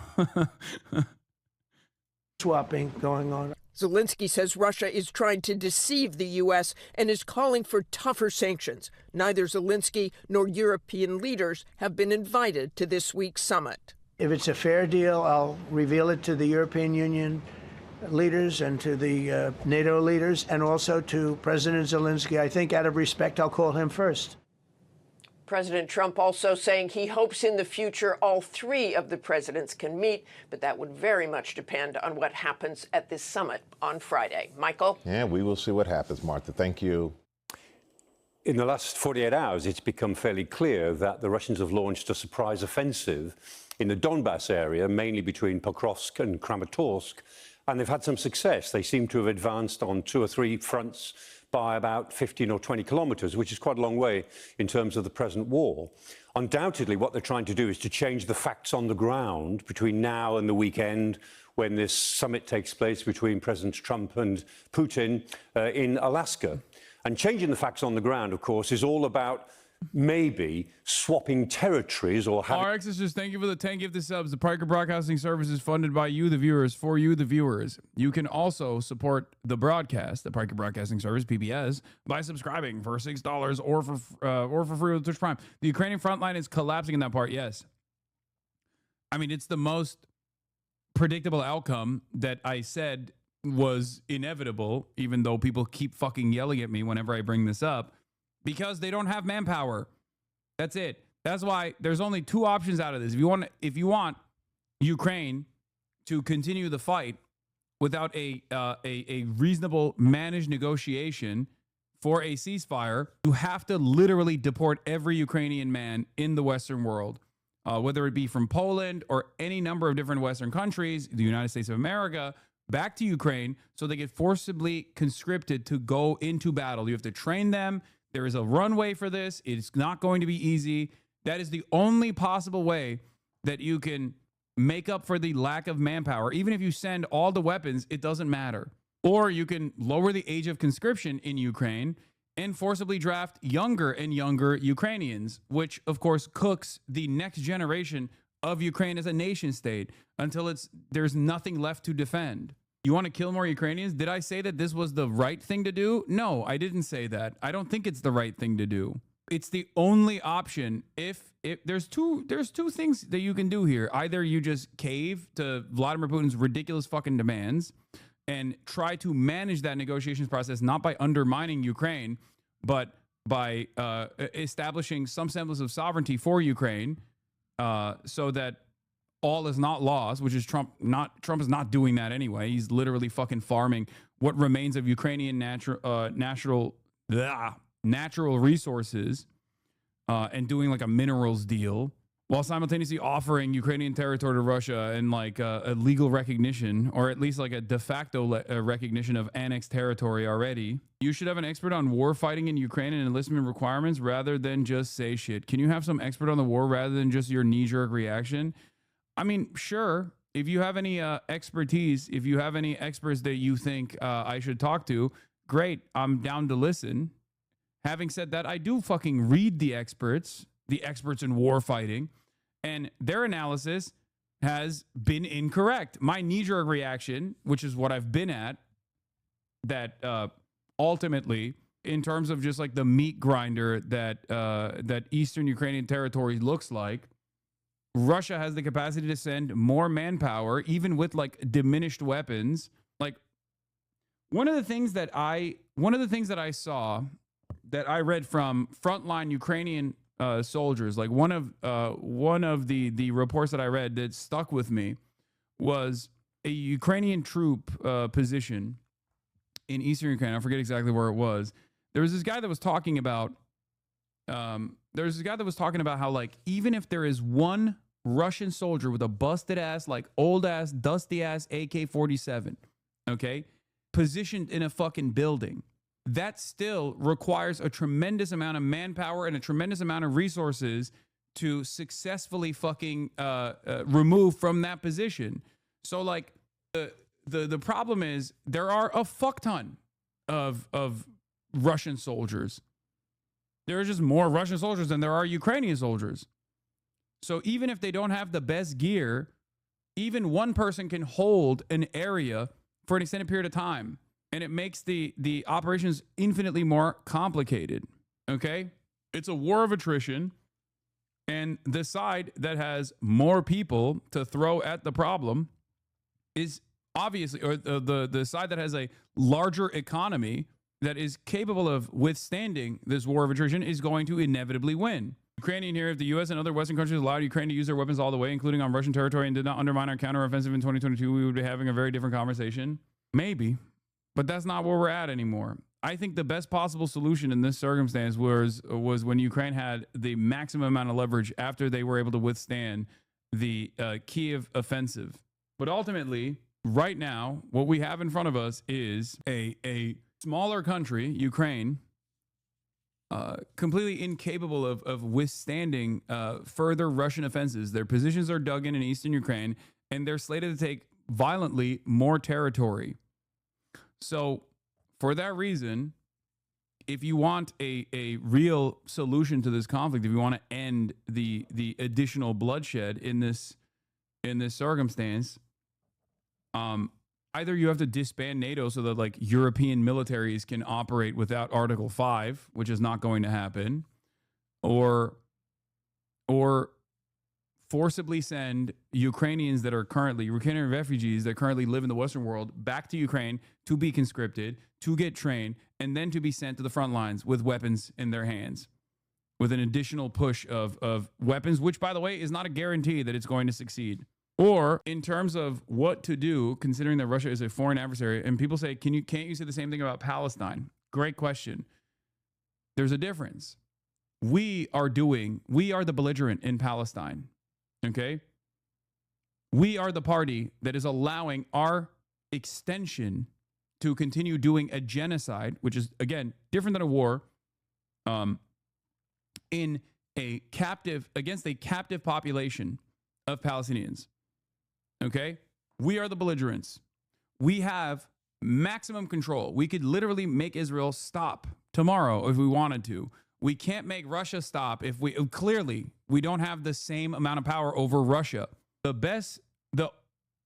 think the best implementation here would be to try and bring China to the table, considering that they are a political backer of Russia at this point, and to have a conversation with China, Russia, the United States, the EU, and Ukraine to come together and create a reasonable solution that does not completely write off the Ukrainians from the equation. Does Ukraine have nukes? No, they gave up the nukes, and that's why they're currently getting fucking destroyed. A territorial transfer ahead of some sort of ceasefire. So what might that transfer look like? If there is going to be some sort of territorial transfer, I'm pretty skeptical myself, but this may be what we're talking about. There are 4 areas to think about. One of them is Crimea. Crimea is really important. The Russians will not give up Crimea. The Ukrainians are in no position to take it back anytime soon. So although Crimea is very important legally and militarily, it's off the table as far as present negotiations go. A second area... Remember when I said this and everybody fucking yelled at me? Well, 3 years in the future, now you got fucking traditional mainstream outlets saying it too. They got there. This is still something that people fucking point to. They'd be like, dude, what are you? I can't believe you said that. You love Russia. You're pro-Russia. You want Russia to fucking take over the entirety of Ukraine. Would be the marginal areas up in Sumy and Kharkiv. The Russians... No, you were saying Crimea is closer to Mongolia than Ukraine. That's what you get yelled at for? Wait, what? Crimea is closer to Mongolia than Ukraine. No, I jokingly said Crimea is first and foremost Ottoman territory because it's supposed to belong to the ethnic group the Tatars. What? That's not my serious assessment. Obviously, that's a joke. To the Kursk offensive, hold a little bit of Ukrainian territory opposite Sumy, a little bit of territory in Kharkiv. They might agree to withdraw from those territories. It doesn't cost them anything to do that, and it would be a certain amount of withdrawal which the Ukrainians could talk about. That would be a second area, reasonably easy to negotiate. Third area, much more difficult to negotiate, is the Donbass. The Russians say they want the whole of the Donbass as a first step. Well, they hold most of Luhansk, which is one part of it. They hold about 3/4 of Donetsk, but they don't hold the other quarter, which is the bit that the Ukrainians have fought so hard for, really since 2014, not just since 2022. And the Russians are saying they want the whole of the Donbass. And in that area... Of course, as a non-starter for Zelensky, who says, I am not going to surrender my country because I have no right to do so. Zelensky said, if we leave Donbass today, our fortifications are terrain, the heights we control. We will clearly open a bridgehead for the preparation of a Russian offensive. You said appeasement over and over again? Yeah, no. From the river to the sea, except not for Ukraine. Why? What am I missing? By this logic, Palestine should give Gaza City. Dog, I'm an American. Okay? Do you understand? I am an American citizen. Okay? I am an American. As an American, we have technically, theoretically, some kind of say over what America says and does around the world. And as an American, I'm telling you that Israel would not be able to genocide the Palestinian people without America's go-ahead. Russia is a foreign nation, a kleptocracy, which with American intervention initially in the dissolution of the USSR that became what it is now, but it's a right-wing authoritarian kleptocracy that is held together by a bunch of fucking former KGB oligarchs that took all of the state enterprises and turned them into their own fucking unlimited money faucets. Okay? We, as Americans, do not have the same level of control over what Russia does. Russia's incursion into Ukraine is unjustifiable, immoral, incredibly violent. Okay? Its invasion is completely unacceptable. No one is disagreeing on this. I'm not disagreeing on this. I've never fucking said it was good. Do you understand? I'm simply looking at the situation right now in front of us. If you think this is... If you want my moral opinion, okay, my moral opinion, yeah, of course Ukraine should be fucking free of Russian incursion. Yes, I agree. What do you mean? Of course. But that's not what we're having a conversation around. Russia is not Israel. Well, a lot of Russians in Israel. But Russia is not Israel, okay? Israel is a extension of the United States of America. Israel cannot exist in the violent, belligerent ways that it does without America's go-ahead, without America's unlimited support, okay? That's it. We don't have the same level. We do not have the same level of control over Russia as a foreign adversary as we do over Israel. That's the major difference. We have the same level of control over Ukraine that we have over Israel, but Ukraine is the wronged party here. So obviously, it doesn't fucking matter. Do you understand? And Trump is using the level of control that we have over Ukraine to fuck over Ukraine. It's not that complicated. If we leave Donbass today, our fortifications, our terrain, the heights we control, we will clearly open a bridgehead. Which, by the way, I don't even think this is a false assessment. There are the 4 big cities, Slavyansk, Kramatorsk, Kostiantynivka, Drushkivka, and those are the fortress cities. They're like a very strong line of defenses. And the Ukrainians will be required to give up those strong line of defenses and let the Russians in. And west of that, it's harder to construct defenses. So that's a third area, very, very sensitive. Yeah, while we're having this conversation, in recent days, Russia's troops broke through a segment of Ukraine's defensive line near the city of Pokrovsk, a longtime stronghold. They advanced several miles into Ukrainian-held territory, threatening to outflank Ukraine's positions. I want to point to something here, okay? This article is from the New York Times. And in the past, the New York Times' assessment of what was going on in Ukraine was infinitely more cheery. So the very fact that they're actually changing their discourse on Russia's advancements into Ukraine implies that they are getting their notes once again from the American State Department, and the American State Department's assessment, possibly led by Donald Trump, possibly led by the conditions on the battleground, are now different than the way that the Joe Biden administration presented the situation.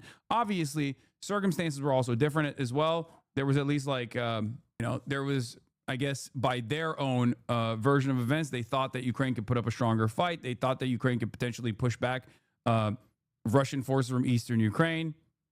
They were wrong. But the very fact that this is coming from the New York Times means that the American State Department has also changed their dynamic, also changed the way they are looking at the situation. Okay? That's it. When this is a reflection, in my opinion, this is a reflection of the State Department's attitude. Part of that is due to Donald Trump. I mean, this next incursion further into Ukrainian territory is only made possible by Donald Trump routinely fucking going back and forth and undermining the Ukrainian positions, for sure. I'm sure that played a role on this. But the major reason here is because Ukraine is running out of manpower. This is not my assessment. I don't know. I don't know what the front lines look like. This is just the assessment that I keep reading from experts. Having said that, do I believe Russia has the capacity to militarily occupy eastern Ukraine permanently? I do not, for the record. I don't think that they have that capacity. So this will cook Russia in the long run, is what I think. Okay, there will be covert operations. There will still be guerrilla warfare. I'm certain that there will always be Ukrainian resistance in these areas against the newfound Russian annexation. It's going to be incredibly difficult for Russia to hold the eastern Ukrainian territory. But that's for the future. For the time being, it doesn't seem like this can continue as like state versus state warfare. That's not true. The actual Ukrainians are evacuating before the Russians take over. No, I know. But that doesn't mean they're not going to come back eventually. Come on, just read it, you illiterate commentator. It's crazy because a lot of people would see Israeli annex of Gaza with full rights for Palestinians as a much better situation. Israel isn't just grabbing Gaza for land. They want the Palestinians dead completely and pushed out. They want the land with no Palestinians on it. I don't want to make that comparison. You're not wrong to make that. You're not wrong for that statement, but if I make that comparison, everyone's going to fucking freak out on me, okay? Because Russia's invasion of Ukraine is completely and utterly unjustifiable. But yes, that is the major difference. Israelis will not offer any fucking citizenship, even with like complete re-education and whatnot, and ethnic domination over the out group. They will not offer any citizenship whatsoever to the Palestinians. They literally want to eradicate the Palestinians. That's the major difference between what Russia is doing, which is military occupation and making that quote unquote a part of Russia and all the citizens a part of Russia as well, which is again completely unjustifiable. But there are differences between what Russia is doing in that regard as opposed to what Israel is doing to the Palestinians, because Israel does not want Palestinians there. Israel does not want to give Palestinians citizenship. Russian forces are striving to shape the battlefield to their advantage for a high-stakes summit between President Trump and Vladimir Putin, making a swift advance in eastern Ukraine after months of grinding battle. In recent days, Russian troops broke through a segment of Ukraine's defensive line near the city of Pokrovsk, a longtime stronghold. They have advanced several miles into Ukrainian-held territory, threatening to outflank Ukraine's positions. The situation is quite chaotic, as the enemy, having found gaps in their defense, is infiltrating deep inside, trying to quickly establish a foothold and accumulate forces for further advancement. Advancement said Deep State, a Ukrainian group with ties to the military that maps the battlefield. President Zelensky of Ukraine said in his evening address on Monday that the Russians are redeploying their troops and forces in ways that suggest preparations for new offensive operations, and that they are not preparing for a ceasefire or an end to the war. Or this could be seen as a last-ditch attempt to conquer additional territory so that there's a stronger foothold to stand on for Vladimir Putin when he goes back to the ceasefire negotiations process with Donald Trump and say, see, we took these areas, we could take even more areas, so now you have to give us those areas, which I understand is a non-starter. That makes no fucking sense. The idea that like Russia would take over areas as well that they haven't even militarily occupied is completely fucking ridiculous. Ukraine too is seeking an edge before the Russian-American peace talks on Friday in Alaska. Kyiv has ramped up attacks on Russian oil refineries, doubling down on a strategy of pressuring Russia into making concessions during negotiations by targeting the Kremlin's main revenue source to fund the war. Pressing their advance as peace talks gather pace has been a recurring tactic of both sides throughout the current war and the one that preceded it starting in 2014. Ukraine's bold June drone attacks deep inside of Russia, which destroyed many strategic bombers, came just a day before negotiations in Istanbul. In 2015, Russia intensified fighting during ceasefire talks surrounding the eastern town of Debaltseve to force political concessions from Kyiv. Russia's recent push near Pokrovsk in the Donetsk region, Oblast, sends a stark warning that Moscow's forces remain capable of making rapid gains on the battlefield. It comes as Mr. Putin is expected to present Mr. Trump with major demands during Friday's talks, which could include an insistence that Ukraine cede part of the Donetsk region that Kyiv still holds. Pokrovsk, which was once a critical logistical hub for Ukrainian forces in the east, is now semi-encircled from the northeast to the southwest. Ukrainian troops must pass through a narrow 10-mile corridor to enter the city, leaving them vulnerable to drone attacks. Russian forces are likely to try and tighten their noose around the city to force Ukrainian troops to withdraw, a tactic they have successfully used to capture other cities. Pasi Peronen, an analyst for the Finland-based Blackbird Group, which tracks battlefield movements, said Russian forces have quickly infiltrated Ukrainian lines at a depth of roughly 10 miles in the past 3 days, a contrast of Russia's usual slow grind. The next 24 to 48 hours will likely be crucial in whether the Ukrainian army can contain the push, Mr. Peronian wrote on X. Even as both sides keep fighting, they have tried to show Mr. Trump, who has long condemned the war as a costly waste of lives and resources, that they remain committed to pursuing peace. After Russia increased drone attacks on Ukrainian cities during talks last month between Moscow and Washington, Mr. Trump's typically lenient tone towards Mr. Putin soured noticeably.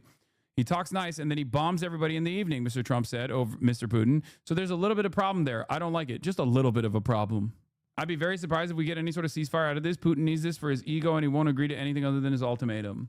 I think you have to grease his wheels, and I don't know how much basically there are people who say this doesn't mean a ceasefire will be abided by, right? There are people who say, how can you trust Russia? I don't. It's simple. I don't. Okay? That's it. Just like I didn't trust Israel to abide by a ceasefire, and I was right. Okay? So the goal of a real solution to this conflict is supposed to revolve around making it so that it is less costly to pursue the path of peace for Vladimir Putin in order to preserve his, in order to basically throw some red meat his way to make it seem like he got a tremendous victory over this, okay? While simultaneously making it so that it's more costly to continue pursuing further land grabs and further land incursions. That's it.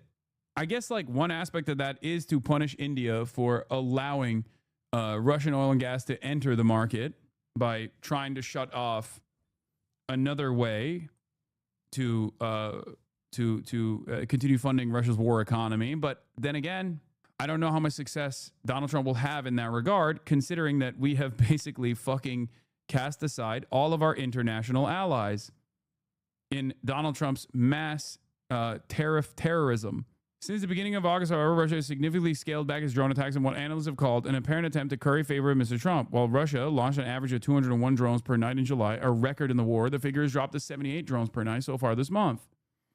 The Russians know very well how to read Trump's mind. Alexander Krayev, the director of North America program of the Kyiv research group Ukrainian Prism, said in a phone interview, "It is not a coincidence that the drone attacks have decreased. Kyiv has been hit especially hard this summer, has been largely spared from attacks so far this month, with air raid alerts now sounding only briefly at night and lasting for an hour at most."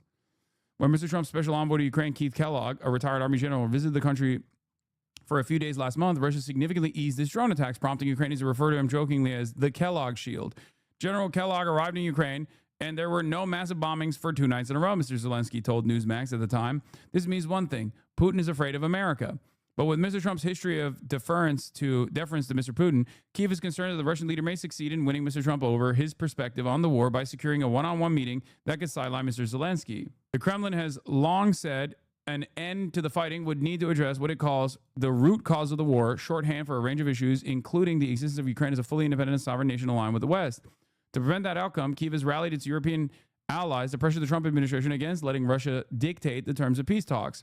A statement released by Tuesday by all European Union members states, except for Hungary, said that said that the path to peace in Ukraine cannot be decided without Ukraine. All of this is purely symbolic.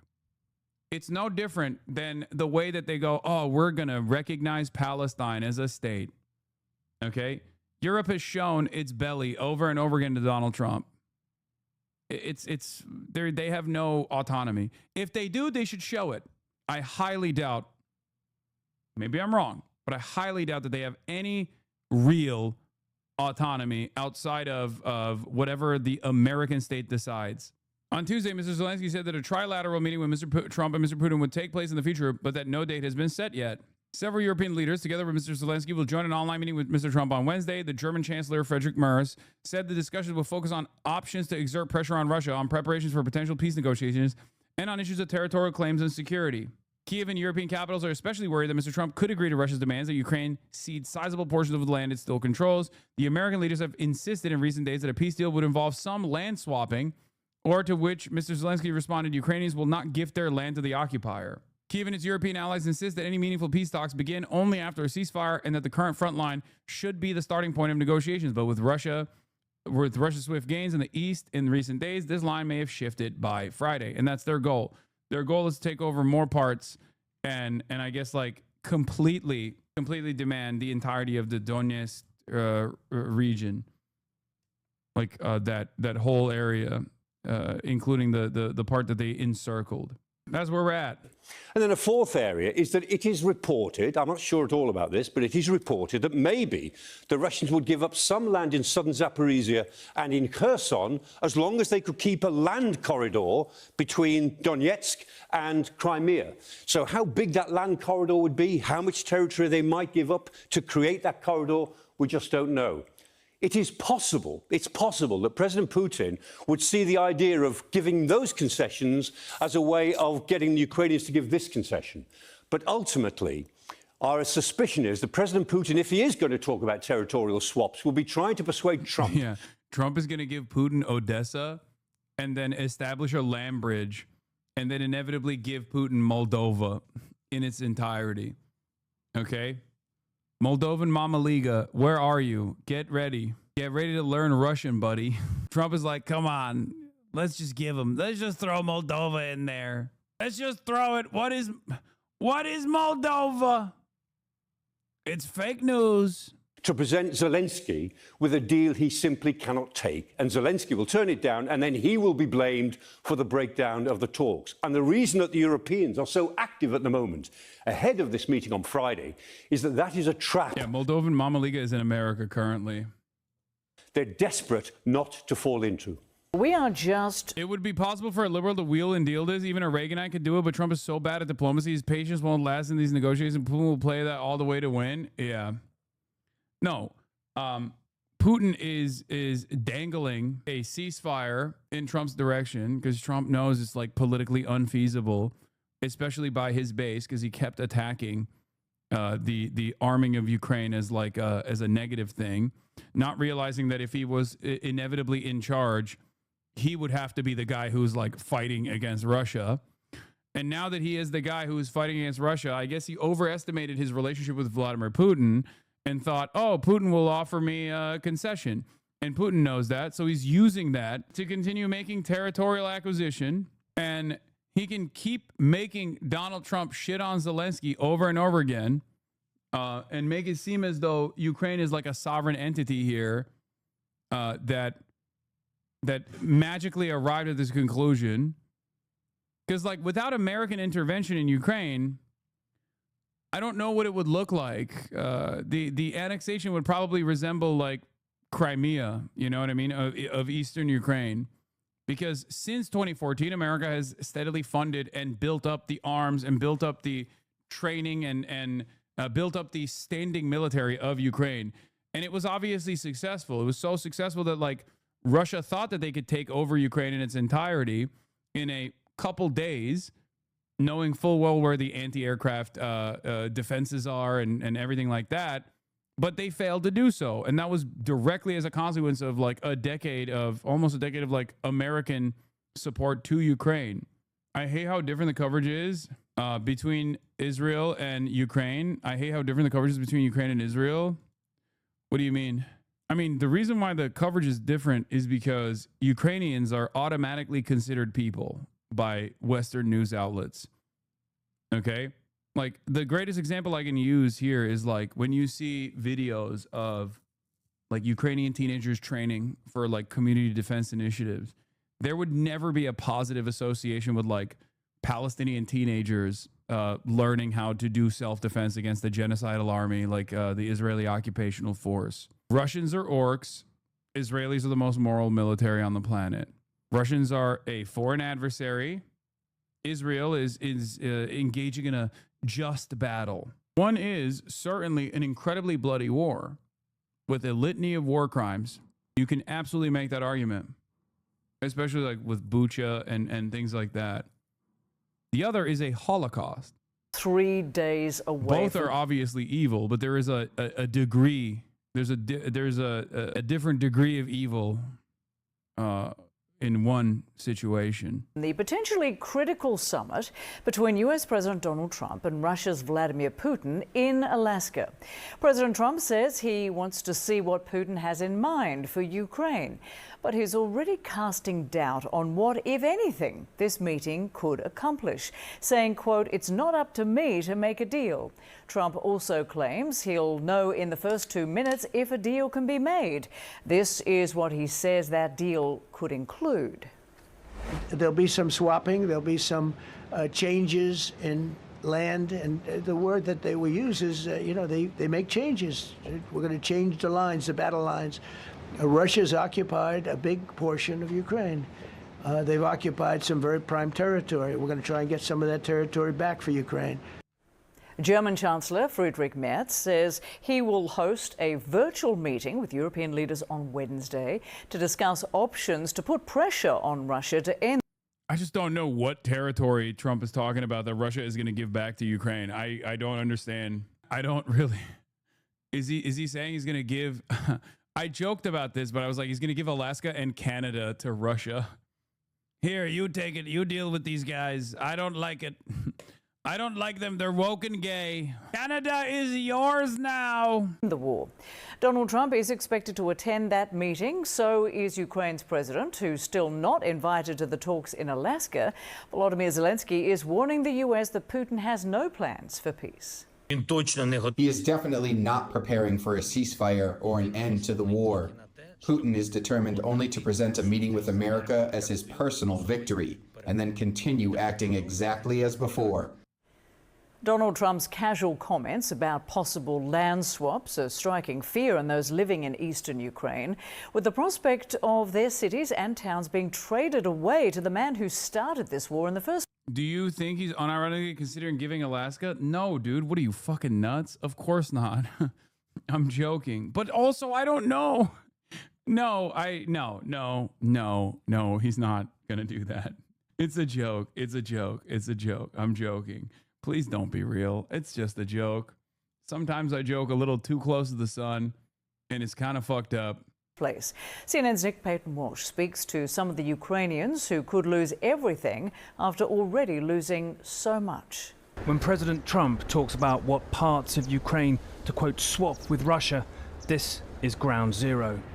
Real towns where bomb shelters loom over beaches. I feel like I just float away from this reality.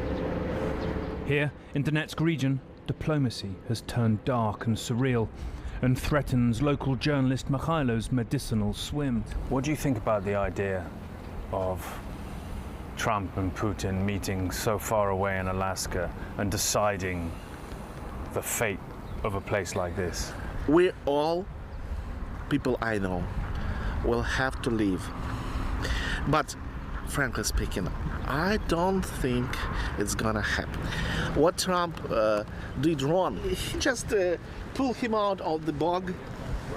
The Putin was just drowning in the bog. And he took him out and said, Vladimir, I want to talk to you, I like you. He didn't care that every day Ukrainians die. Beaches, births and deaths, they all persist in ravaged Slavyansk. Wudastruya, thank you for the 50 gifted subs. They've dug defences around it to stop a Russian military advance, but never imagined high-level diplomacy might just give their town and future away. Taisia gave birth to Azul yesterday, the calm of her maternity ward bed now riddled with complications she never saw coming. Дуже погано. Я бачила новини ці, Like, this kind of attitude is fucking bullshit. Sorry you're losing, you don't get to dictate shit is crazy. Okay? I don't entertain that stuff. A lot of people are like, Hassan, why don't you fucking have this kind of attitude towards Hamas or whatever? But, like, I don't do that. The idea that, like, Ukraine doesn't get to dictate any fucking sovereignty in this process because they're losing this war that they didn't fucking, they didn't deserve to go, you know, get into by being invaded by a much larger regional power is ridiculous. Is ridiculous.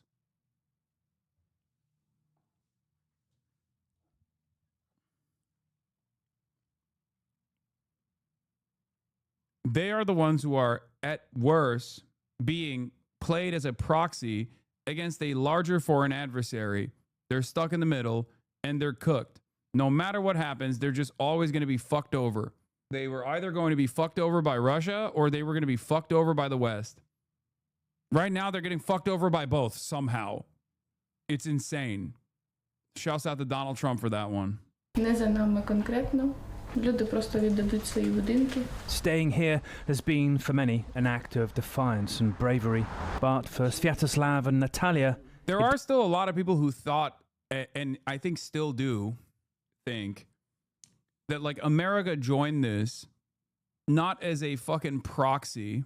Like America joined this not to use Ukraine as a proxy against Russia, but instead for like honorable reasons, like they want to defend Ukrainians and whatnot. And I've just kept trying to explain to people since the beginning that that was not the case. America is on the right side, but for wrong reasons. Okay? And it's shocking that there are still people who entertain this notion. Like they're like, no, you don't understand. This was totally just. This was like America's investment in this was good. We're the good guys for once. Please let me have this. Okay? That's not the case. Ultimately, it still falls. The responsibility is still entirely in the hands of Vladimir Putin. That is the case. He is the party that invaded Ukraine. He is the singular responsible party. It does not matter if like America agitated and tried to create a security, like tried to create a security problem for Russia by saying like, oh, we're gonna bring Ukraine into NATO. We're going to do this. We're gonna do that. None of that matters. Russia, at the end of the day, as a regional power, had every option not to invade Ukraine, and they should have never invaded Ukraine. So it's still ultimately Russia's fault. Their position is the West's primary fault. Russia warned Ukraine and the U.S. Not saying Russia is correct, just saying Putin warned about the presence of NATO. Yes, America also knew that would be a non-starter. I mean, this is the Mersheimer assessment, and it has been shown to be correct. But ultimately, there is still there is still additional reasons for why Vladimir Putin is doing this. There's multiple different reasons, like restoring the former glory of the Russian Empire. Like those are definitely additional reasons as to why Russia is engaging in this. It's not just like an earnest security concern, especially because they didn't have to fucking invade if they wanted to deal with an earnest security concern. Did not spare them pain. This is their daughter, Sophia, with her husband, Mikita, and the grandson, Lev. They moved to Kiev for safety. But 11 days ago, a horrific dawn Russian airstrike killed them and 28 others in Kiev. Their 3 bodies found together in the rubble. Had been due to visit days later, bringing news that Sophia was 3 months pregnant. Do you remember the last time you spoke? They came together to be buried on the town's outskirts. I hate to break it to you, but it's too late. It's Alaska over. He already gave Alaska away, brother. Wait, what? Trump, it's embarrassing. I'm going to see Putin. I'm going to Russia on Friday. Wait, what? Tragic emergency. And it's embarrassing for me to be up here. You know, I'm going to see Putin. I'm going to Russia on Friday. I don't like being up here talking about how... Never mind. He already gave it. Okay. Well, R.I.P. R.I.P. to the Alaskan Hasanabi heads. Better start learning Russian, buddy. I didn't realize it was like that. It turns out it is like that. Stop joking. It becomes real. Yep. Got to change the flags real quick. Everything is Tesla. Everything's computer. Everything is Russia, Russia, Russia. Where the war permits no calm for grief, Ukrainian jet roars overhead. The nearest train station, Kramatorsk, as many are coming as are going. Serhiy was allowed 2 days off from his tank unit to see Tatiana, his wife. Sirens greet the Kiev train. Soldiers worried if they'll see their loved ones again. Families torn apart by this war. Imagine scenes like this to the thousand in the event of what seems to so many people here to be the surreal idea that a deal on Friday on the other side of the earth, almost as far away as you could possibly imagine in Alaska, between an American president and a Russian president without a Ukrainian there, could potentially give this bustling town over to the Russians after them fighting for it for so many years and failing to take it. So many lives lost here, and those traumas borne out on this platform every time a train comes in. The Hamas-run health ministry says at least 11 people are dead in the latest round. Whiplash. Fucking whiplash, dude. Look at that. Look at how different. Again, Ukraine is the victims here, okay? Palestinians, Ukrainians are the victims of this. The media covers it as such. Palestinians are the victims here as well. But when the media is covering Palestinian victimhood in the hands of America's most valuable ally, look at how different the dynamic is. What do you say about the claim that the journalist is Hamas? It's fucking ridiculous. It's insane. And Israel lies all the fucking time. And we should put a stop to it immediately. What can I say? Palestinians barely get a blip of the same coverage, the same humanizing coverage that Ukrainians experience. It's so fucking insane. Of Israeli strikes. Tanks and warplanes bombarded parts of Gaza City overnight. Local officials report more than 100 people have been killed in the past 24 hours, including 31 people trying to get aid and 3 adults and 2 children who died from starvation. Foreign correspondent Marcus Moore is tracking the latest from London for us. Marcus, what do we know so far? Hey, Diane, we know that there are the reports of the increased bombardment in Gaza City, and according to the health ministry, a number of victims remain under the rubble of collapsed buildings, and that at the moment there are areas that ambulances and rescuers cannot reach. And so it remains a dire situation there. And all indications are that Israel is preparing for that expanded military operation to occupy Gaza City. And this is a plan that sparked outrage and also concern about the impact it could have on the humanitarian situation in Gaza. And as you noted earlier, more people have died. Yeah, mainstream media also always points out when Russia negotiates in bad faith, but we never get the same coverage about Israel. And like, there have been less opportunities for Russia to even behave in bad faith because there's just been less negotiation talks in this process. Israel has like actively lied more than 40 times, hundreds of times in total, but like 40 official ceasefire negotiations on the table, and they fucked it up every single time. They've done what Russia is doing right now to Donald Trump, dangling like a potential ceasefire while simultaneously having no interest in continuing with like a reasonable solution to this conflict. And they just keep lying over and over again. And our media also, literally, if they were covering Russia's actions as though Russia was like Israel, they would keep saying like, well, Russia wants a ceasefire, but those pesky little Ukrainians constantly want sovereignty. Is really fucked up. Which, by the way, if the State Department change in attitude holds, you will probably start seeing that. That's what I was trying to imply with the way that the New York Times is covering Ukrainian positions and how they're losing territory to a final Russian push right now.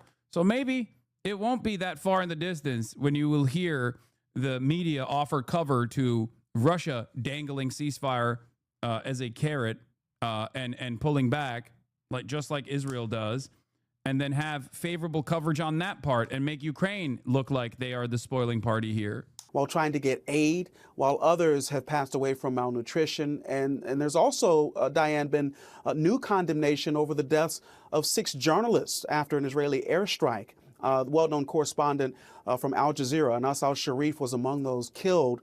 Israel claimed that he was a Hamas terrorist. Yeah. It's like, can you imagine anytime someone talks about like how unjustifiable Russia's invasion of Ukraine is, you just hear, don't you think Russia has a right to exist? Don't you think Russia has a right to exist? You're being Russophobic. You're being Russophobic. Wow, you hate Slavs. You know who else hated Slavs? Hitler. Why don't you think Russia has a right to exist? The Al Jazeera network vehemently denying those allegations. And Diane, the United Nations has condemned what happened, calling it a violation of international law. And Marcus, it seems hopes are growing that there could be a ceasefire back on the table soon. What are you watching for? The thing is that's what tankies online say on a daily basis. Brother, you're fucking out of your mind if you think that there is any like serious political movement in this country that is like that is so insignificant. Like, you're talking about 10 total people online, okay? That's it. In America, there are certainly a lot more people.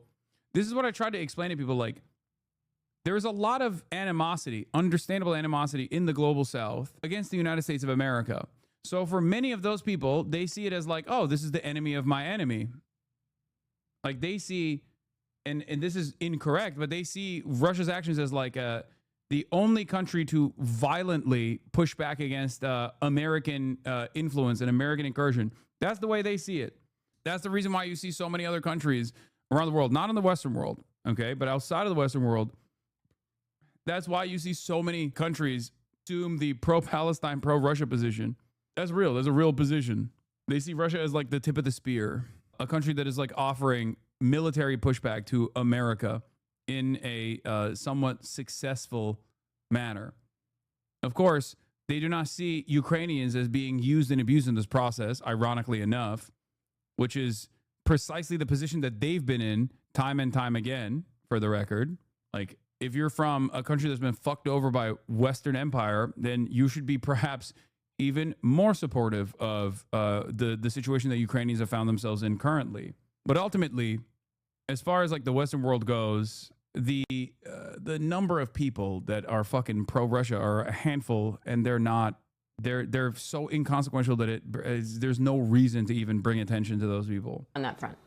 Yeah, so these discussions have continued throughout all of this, albeit much of the discussions have been back channel, but there are reports that the leader of Hamas will be in Cairo for talks with officials on a potential ceasefire. And right now it's unclear what, if any, progress has been made there. But certainly for many, the hope is that a ceasefire deal could be back on the table. But when you look at what's happening on the ground, Diane, it really does seem like any deal is quite far off. All right, Marcus Moore, thank you. Israel has defended killing 6 journalists in Gaza, claiming one was a terrorist currently working with Hamas. The IDF says Al Jazeera journalist Anas al-Sharif was an active Hamas military wing operative that he received a salary from the group and that what they've presented publicly is only a small declassified portion of intelligence. 4 of al-Sharif's colleagues from Al Jazeera, as well as another independent journalist, were killed in the same strike in an attack widely condemned by organisations advocating for the freedom of the press. Well, we are joined now by Nadav Shoshani, a spokesperson for the IDF. Thank you for joining us today, Mr. Shoshani. Why is the IDF killing journalists? The CPJ accuses Israel of directly targeting and killing at least 20 journalists and media workers since October the 7th. The latest, as we've just heard, an entire Al Jazeera crew at the weekend. Brad, thank you for having me, Jen. First of all, I want to say the IDF does not target journalists. In this strike from 2 days ago, the IDF targeted a Hamas terrorist, an active Hamas terrorist.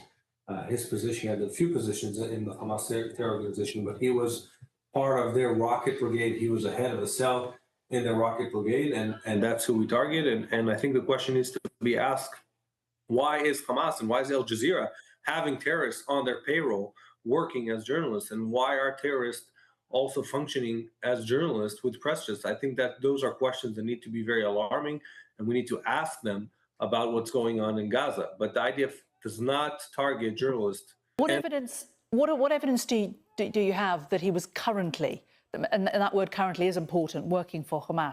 Yeah, it's like, heads up, clinkers are out full force trying to create some bullshit that ties him to Hamas. I already know that he took a photo with fucking the Politburo and Yahya Sinwar. That's what they're saying. Like, I know. Now the IDF is claiming that Anas al-Sharif was getting a paycheck from Hamas. Think about how stupid they assume you are to believe that. As the BBC recently reported, and as common sense tells you, Hamas doesn't send out paychecks. They have agents secretly meet employees in cafes and elsewhere and hand over envelopes that have a small percentage of what they're owed in cash, whether you're doing sanitation or anything else. Anas is maybe the most recognizable face in Gaza, and he was getting paid by Al Jazeera. Israel expects you to believe that he secretly sneaked away from his Al Jazeera job to meet an agent who would hand over a few shekels. The man was on air constantly. When did this happen? Anyway, when they think you're an idiot, and in many cases they are correct, but not in most. They're literally trying to say that in between the time frame where this dude was like 24/7 live, he was actually doing terrorism for Hamas, which is so fucking crazy. Because if you ask Ahmed Fouad al-Khatib, another Palestinian collaborator of Israel, who works for the Atlantic Council, as you guys know, his collaboration with Hamas was actually when he was doing journalism. Eventually, they're going to arrive at that position where they're going to say, oh, he actually was doing Hamas activity by doing journalism, as in sending a drone overhead when to show Israeli positions when Israel told him not to. That's his job. His job is to fucking cover the events that are going on. The playbook. They make up a lie. There's no evidence for it. Western journalists spread it like wildfire. Diplomats and politicians parrot it loudly. A narrative is built. The general public believes that the damage is done. Then they finally admit it never happened. This was on October 10th, 2023. Mohammed El-Kurd today says, and we fall for it every time without fail. Whether about Anas al-Sharif or Shireen Abu Akleh, Israelis don't spew their lies because they believe them. They do it because they know they can bait us into pointless debates that distract from the focal point, their crimes. Sure, that Telegram screenshot is fake, but that's not the point.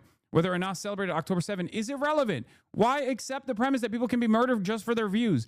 Even if he handed out candy in celebration, nothing justifies killing him.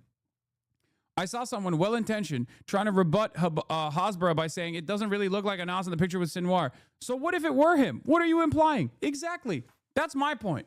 Like, what are we doing? What is happening here?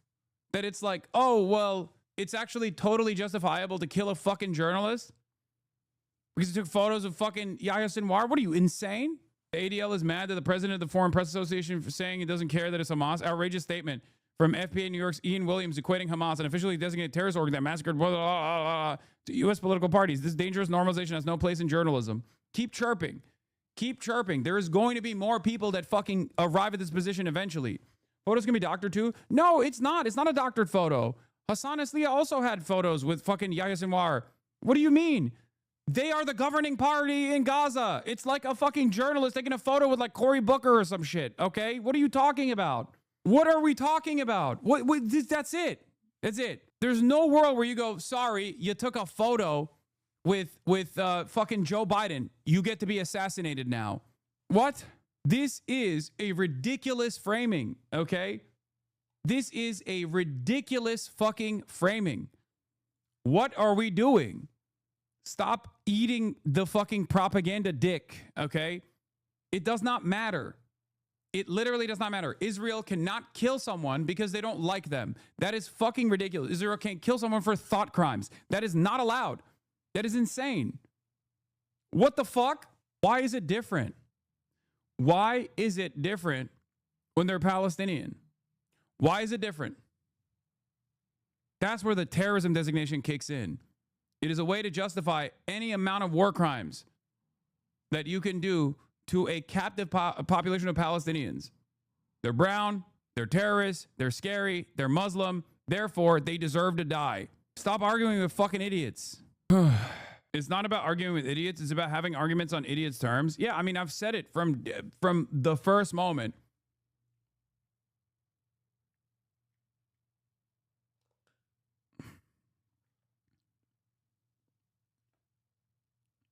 A former Wall Street journalist shared a post saying just because a guy shot some rockets at Israelis with his followers as if it was verified despite no evidence. That's crazy.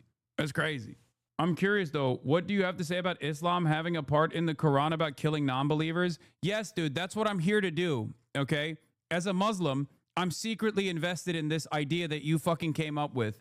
That's what Muslims are invested in doing. We don't entertain idiotic fucking assessments about like the Talmud or whatever, and we correctly declare it anti-Semitic when people do it. But God forbid, it's fucking open season when motherfuckers come in here and they're like, oh, no, what do you think? What do you think about Muslims wanting to kill non-believers, dude? Yeah, that's why I'm here. That's my primary purpose here. As a Muslim, I'm doing taqiyya and sheltering you from the truth about my religious perspectives, my religious belief. Jesus Christ. Palestine was at its most peaceful position when Jews, Christians, and Muslims lived there under the banner of the Islamic Caliphate that was controlled by the Ottoman Empire. What the fuck do you mean? If we're not stoning people for mixing fabrics, if we're not stoning people to death for mixing fabrics, I think it's a really idiotic assessment to assume that this is something that people are following on and not a fucking idiotic, out of context, misunderstood sentiment. Exclusive. The White House plans to conduct a far-reaching review of Smithsonian Museum exhibitions, materials, and operations ahead of America's 250th anniversary to ensure the museums align with President Trump's interpretation of American history. Nice. Hell yeah. At the time of his death, because the information that you have released to us dates back to 2019, the information that the IDF has released to the public. Why are you not able to release information that shows that he was currently working with Hamas? Right. So there's many types of intelligence within Gaza. There's many types of intelligence that the IDF has about what's happening in Gaza. One of them, what we showed to the public, are papers that our forces were able to find in different locations within Gaza. Those are easy to declassify, relatively easy. There are more complex, more. He's not even doing a good job. Why is this person on television? Why? It doesn't make any fucking... Oh, God, I hate this shit so much. Still, 22 months in, still, we have to get an Israeli fucking terrorist, a baby killer. We have to get an Israeli baby killer on TV to contextualize why this baby had to be killed. Okay? 22 months in, it's a fucking genocide, and motherfuckers are still doing this shit. Delicate intelligence that we have to treat very carefully, because intelligence that you declassify, if you do it in an uncareful manner, you can't use it the next time. And it's important for us to save life and to have relevant, real-time intelligence. I don't think it's easy to find a specific person in the Gaza Strip, and we're able to do that. We're able to have intelligence on who's a terrorist and who's not, and it's important for us to keep that ability. That means that you can't declassify everything you have. But we know in real time, in the time of the strike, that he was an active terrorist in Hamas. He was, in addition to intelligence, we have of things he was doing and conducting. We also have intelligence of the fact that he was on a Hamas payroll while he was on an Al Jazeera payroll. And I remind you, Al Jazeera, journalists that support the terror organization Hamas, he was both. He was, most important... Can I just stop you there? Just as a journalist, I would say that Al Jazeera do not say that they support terrorists Hamas. Al Jazeera is an international news organization, and it certainly doesn't support any particular side. Al Jazeera had reporters within Hamas, within Israel, on October 7th with Hamas. Al Jazeera are broadcasting Hamas propaganda. Al Jazeera are working for Hamas when they have Al Jazeera are using vile- journalists inside when Gaza they because, when they like have- all It's a barrage. Al Jazeera is Hamas. UN is Hamas. You are Hamas. Sky News is Hamas. Everyone is Hamas. the rest of the those international vile- media, Israel will not allow international journalists into Gaza. Hamas uses Al Jazeera when they run those vile propaganda. If Clarissa Ward came to Gaza, she would also be Hamas. Everybody's Hamas, baby. Excellent. Excellent technique. Undefeated. And vile ceremonies with our hostages in the last ceremony. And I think Al Jazeera is far from condemning. Yeah, remember when that was like a fucking massive incident where they were like, I can't believe they're like releasing our hostages with fanfare, as opposed to the way we released their hostages in the dead of the night, quietly, as they are literally fucking starving when we have all the food. That was really fucked up. Remember when that was a point of contention? Hamas, and Hamas is a terror organization. So if they're supporting Hamas, they're supporting terror, and we should call it by what it is. And yet, that is not the reason we conduct. For the record, and I can't believe we're even having this conversation, I don't know if Anas al-Sharif actually celebrated October 7 or not. I don't believe anything that Israel says on principle, okay? But even if he were to have done so, you can't fucking kill him. What are you talking about? What are we talking about? Like, what is that even, like, what do you mean?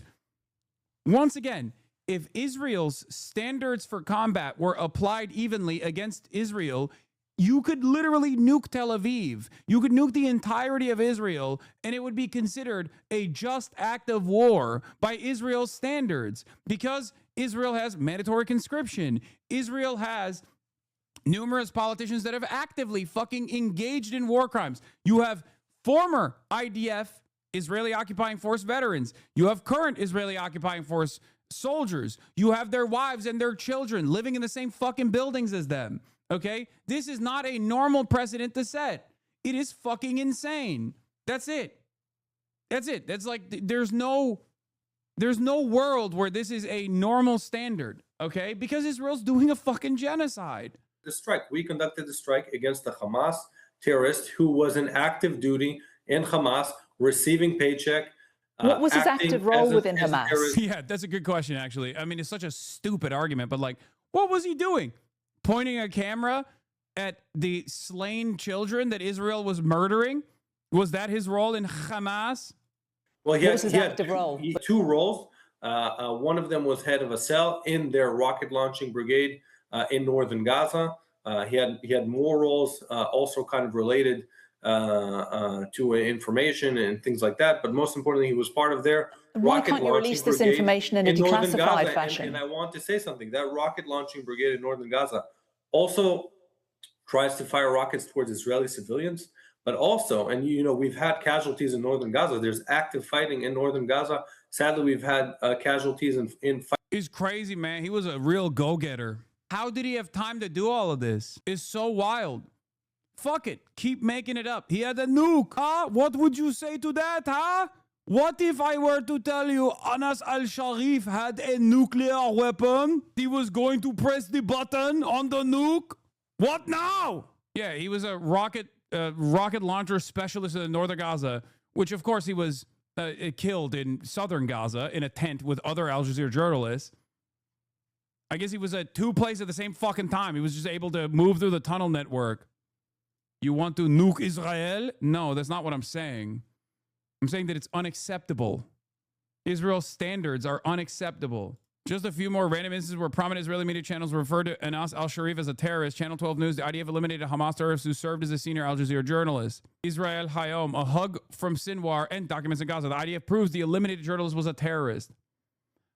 Haaretz, the IDF, we've killed an Al Jazeera reporter in Gaza, served as a unit commander in Hamas. By the way, Haaretz also fucking engaging in that atrocity. 2 terrorists in 1 photo. The incriminating footage of the journalist eliminated in Gaza from Channel 14. That the operative, they say babies of terror in real life gave me chills. I hate your accent now because it brings that feeling back. Well, that's your fault for going to a Psytrance festival, which is now officially, it's like It's like how the Nazis made the swastika their own, and now no one can use the swastika as a fucking symbol of peace. Israelis have owned Psytrance. If you listen to Psytrance, you're basically spiritually Israeli. Sorry. They took it. They took it for themselves. Yeah. Psytrance and Star of David are now stained with Israel's bloodshed. They literally fucking used tanks to put the Star of David in the middle of the fucking Gaza Strip in apartment complexes they took down with the Israeli Air Force. I-24 News. Undercover as Al Jazeera journalists, 2 Hamas terrorists have been eliminated. Unsurprisingly, these are not some innocent media persons. Anas al-Sharif served as a unit commander in the terror organization, and there are many documents to prove it. Again, they just fucking keep repeating over and over and over again. Why you gotta be so hateful? I hate Nazis, man. I fucking hate Nazis. I don't know why this is so hard for people to fucking comprehend. I despise Nazis. I fucking despise fascists, okay? Israel is a fascist Nazi country doing a fucking Holocaust that is live streamed in real time. We get to see it every fucking day, okay? That's it. It's that simple. Israel's a fucking Nazi country, and its defenders are Nazis themselves. They are doing a Holocaust. Getting there in northern Gaza, and there are people, Hamas terrorists, fighting mortar shells from those rocket brigades against IDF, and it's very common practice for IDF when we're operating in an area to go after people in the rocket brigade to make sure that we have freedom of movement, freedom of operation, and that those people are eliminated. I'm just struggling to understand why you cannot release this information in a declassified fashion. You've released... Because it's fake. Because they need time to doctor it, okay? They need time to doctor it, which I will never believe. I will literally... If Israel... I'm telling you right now, get mad at me if you want. If Israel fucking showed me a photo of like Yahya Sinwar with a fucking envelope of cash, handing it directly to Anas al-Sharif, I would still not believe it, okay? There's no way. There's no way. I'm not a fucking moron, okay? I'm sorry. They've lied far too much for me to ever take anything that Israel says seriously. They've lied far too much while defending their genocidal actions, while defending their genocide. They are doing a genocide. If you are even a remotely reasonable person, you would look at this and go, okay, fuck you. Suck my dick. The information that you've released already is very old. Again, there are specific types of intelligence that are very delicate and are very complex to declassify. We can speak of them in some sort of paraphrase. It's more complex than that to explain the process of declassifying intelligence. It's a long process, very complex, and you need to keep your sources of intelligence active and not harm them by taking out information from them in a way that would harm those sources from functioning. As you know, the International Committee of Journalists, which is an independent non-profit organisation based in America that promotes press freedom worldwide, absolutely refutes the allegations that you're making about Anas al-Sharif, as did he when he's alive. Based on their dealings with him, he also refuted your allegations whilst he was alive. Isn't the burden of proof on the IDF to prove this now? Well, I think, first of all, we've put out documentation that we found in Gaza. We put out the original papers in Arabic that we found in Gaza proving he is a terrorist. And I don't think in any case in the world, anyone would take someone's word as just saying, hey, I'm not a terrorist. Okay, we believe you. And that's exactly what happened in this case. That's what's happening in this case. And I think it's just very easy and comfortable. And to be honest, you've been fair in this segment presenting him as we say that we claim he's a terrorist. But in many outlets, they don't even present IDF proof that we put. If you don't believe it, it's okay, but do your job and present it. And more than that, do your job. Every person that is remotely connected to Israel, the Israeli state, has this insane attitude of arrogance and entitlement. What do you mean, do your fucking job? I mean, if she was doing her job, she would have shut off this conversation. She would have just never had this conversation to begin with. I don't think it's a productive conversation to literally have a fucking Nazi 4-star general at the age of 22 come on the broadcast and fucking defend the Holocaust. Okay? It's ridiculous. Yeah, why aren't you just taking my Nazi-ass statements at face value? Why aren't you doing that? Person who celebrated the death of civilians, I think it's worth mentioning. He's not this angel people are speaking about. He's a terrorist, and in addition to that, he has been promoting terror, supporting terror in his job as a journalist. I saw yesterday a picture of him celebrating the death of civilians on October 7th. I think that's important to be said. But more importantly than that, he was an active terrorist in Hamas, receiving salary from Hamas, hence a target in this war that Hamas started and is refusing to end. Okay, and just to reiterate, this is something that he and his employer all denies. There were 7 other people killed in that attack, including another Al Jazeera correspondent, Mohammed Kreke, and the camera operators, Ibrahim Zaher, Mohammed Dufal and Momen Aliwa. Is the IDF's position that all 5 of those journalists who were killed were also working for Hamas, or are they just collateral damage? We're looking into further details of the incidents, and when we speak about and we classify someone as a terrorist, it's after a long, rigorous process and after declassification, and that's what we've done. And about the additional people, we're still looking into the incident, and we'll hopefully be able to provide more information soon. But clearly you must have understood that there was a risk if you're going to drop a bomb into a tent containing a load of journalists, that more than the one that you are trying to attack would perish. Well, we conduct our operations, and as you see, he wasn't with his family, and we try and conduct our operations in a way that goes after terrorists in the most minimal way. I don't want to speak or before it's but if verified and declassified. If you kill 8 people when you're aiming for one, is that the most minimal way? Killing 8 if you're aiming for one. Of more combatants alongside him, but I don't want to speak about things before they're declassified and verified, and I want to be very responsible. So are you saying that you're going to release information about some of these other people that were killed now? I'm saying there's a process of declassification, of verification, and I want to be very responsible. And I'll just say that we're looking into further details of the additional people and further details of this strike. Okay. You may also have seen a special report that we're running today by my colleague Stuart Ramsey about what is happening in the West Bank and the encirclement of towns like Sinjar. Can I ask, why is the IDF closing and opening gates to villages and towns like Sinjar randomly and without warning? What is the security protocol there? Because it's really disrupting locals' lives, making life incredibly difficult. Well, I think, first of all, the IDF policy in Judea and Samaria is to make sure that in any clash between civilians, Jews to Palestinians, and other way, that we keep the safe and order, the order in place, that we keep civilians on both sides safe, that we prevent these types of clashes. That's been our policy. Occupied Palestinian territory, also known as the West Bank.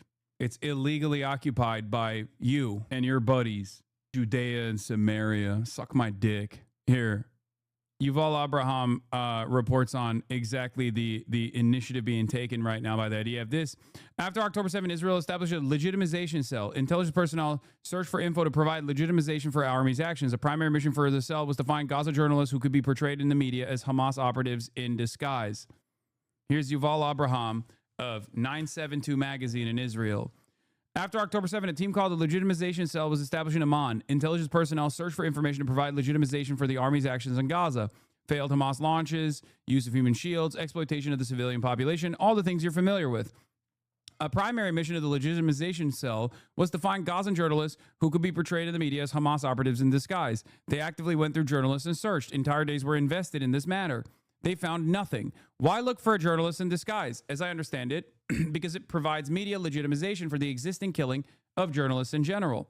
After all, it's enough to present one hospital as Hamas headquarters, and you can paint the destruction of the entire healthcare system in the same light. One failed shot where Hamas hit civilians, and then, who knows, maybe all civilian deaths are on Hamas. Sowing doubt as a method to justify atrocities. Identifying a journalist as an operative in disguise whitewashes the killing of all other journalists. The army killed 4 journalists in Gaza last night. It admitted that the target was Anas al-Sharif. In the past 2 years, al-Sharif has been doing systematic, courageous journalistic work, reporting to the entire world about the destruction of his people. This while most Israeli journalism has normalized mass murder, starvation, and destruction, betraying its profession. The betrayal continues now in the headlines reporting al-Sharif's death, fully adopting the IDF spokesperson's statement. The army presented documents claiming al-Sharif joined Hamas in 2013 when he was 17. A journalist who doesn't question the IDF spokesperson's statements at this stage, after countless lies, is simply failing in their duty. But even if we assume it's true, it doesn't matter. By that logic, the vast majority of journalists in Israel, if there's some documents showing that they served in the army or did reserve duty at some point, would be legitimate targets for elimination.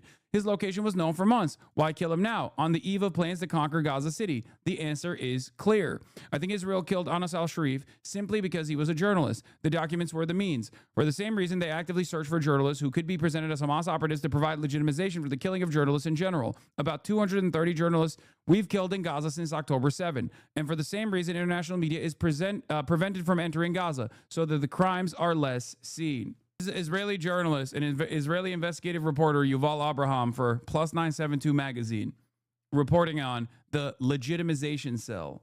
It's all fucking bullshit. Everything Israel is saying is bullshit. The notion that he has taken photos with Hamas leaders is not a justification for his extrajudicial assassination. It's not a justification to even punch him in the fucking face. What are you doing? Suck my dick. 10 toes fucking down. Once again, these are the types of things that I feel like people took advantage of for the longest time. That you couldn't just like say that. You could be like, what do you mean? He took photos with Hamas. Of course he can be fucking killed. No, that's not the truth. That's not the case. You can't fucking do that. If someone were to entertain a role reversal in this regard and put Israel in the crosshairs, you would cry about how anti-Semitic this is. It's so fucking stupid. And specifically in some You guys voted for Trump. Ha ha ha. Does it make it easier to fantasize about a thing that did not happen so that you can feel more comfortable in your position of not giving a fuck about Palestinians? Like, even at this stage. We can speak about every specific incident in LinkedIn. Specifically in Sinjar, there were many, many incidents where people were hurling rocks to the main road by the village. Hence, a fence was built. No, the liberals have lost their minds. I've been seeing like people post my statements on like Kamala Harris's lack of interest in like saying anything about Palestine and how that actually led to her fucking losing the election.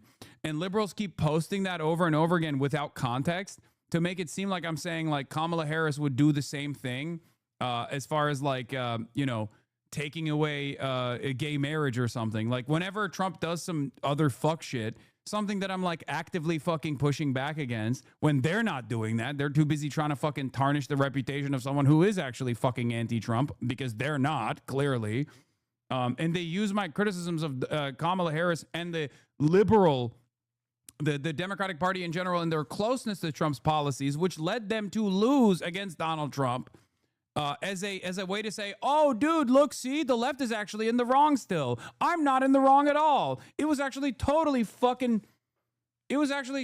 valid.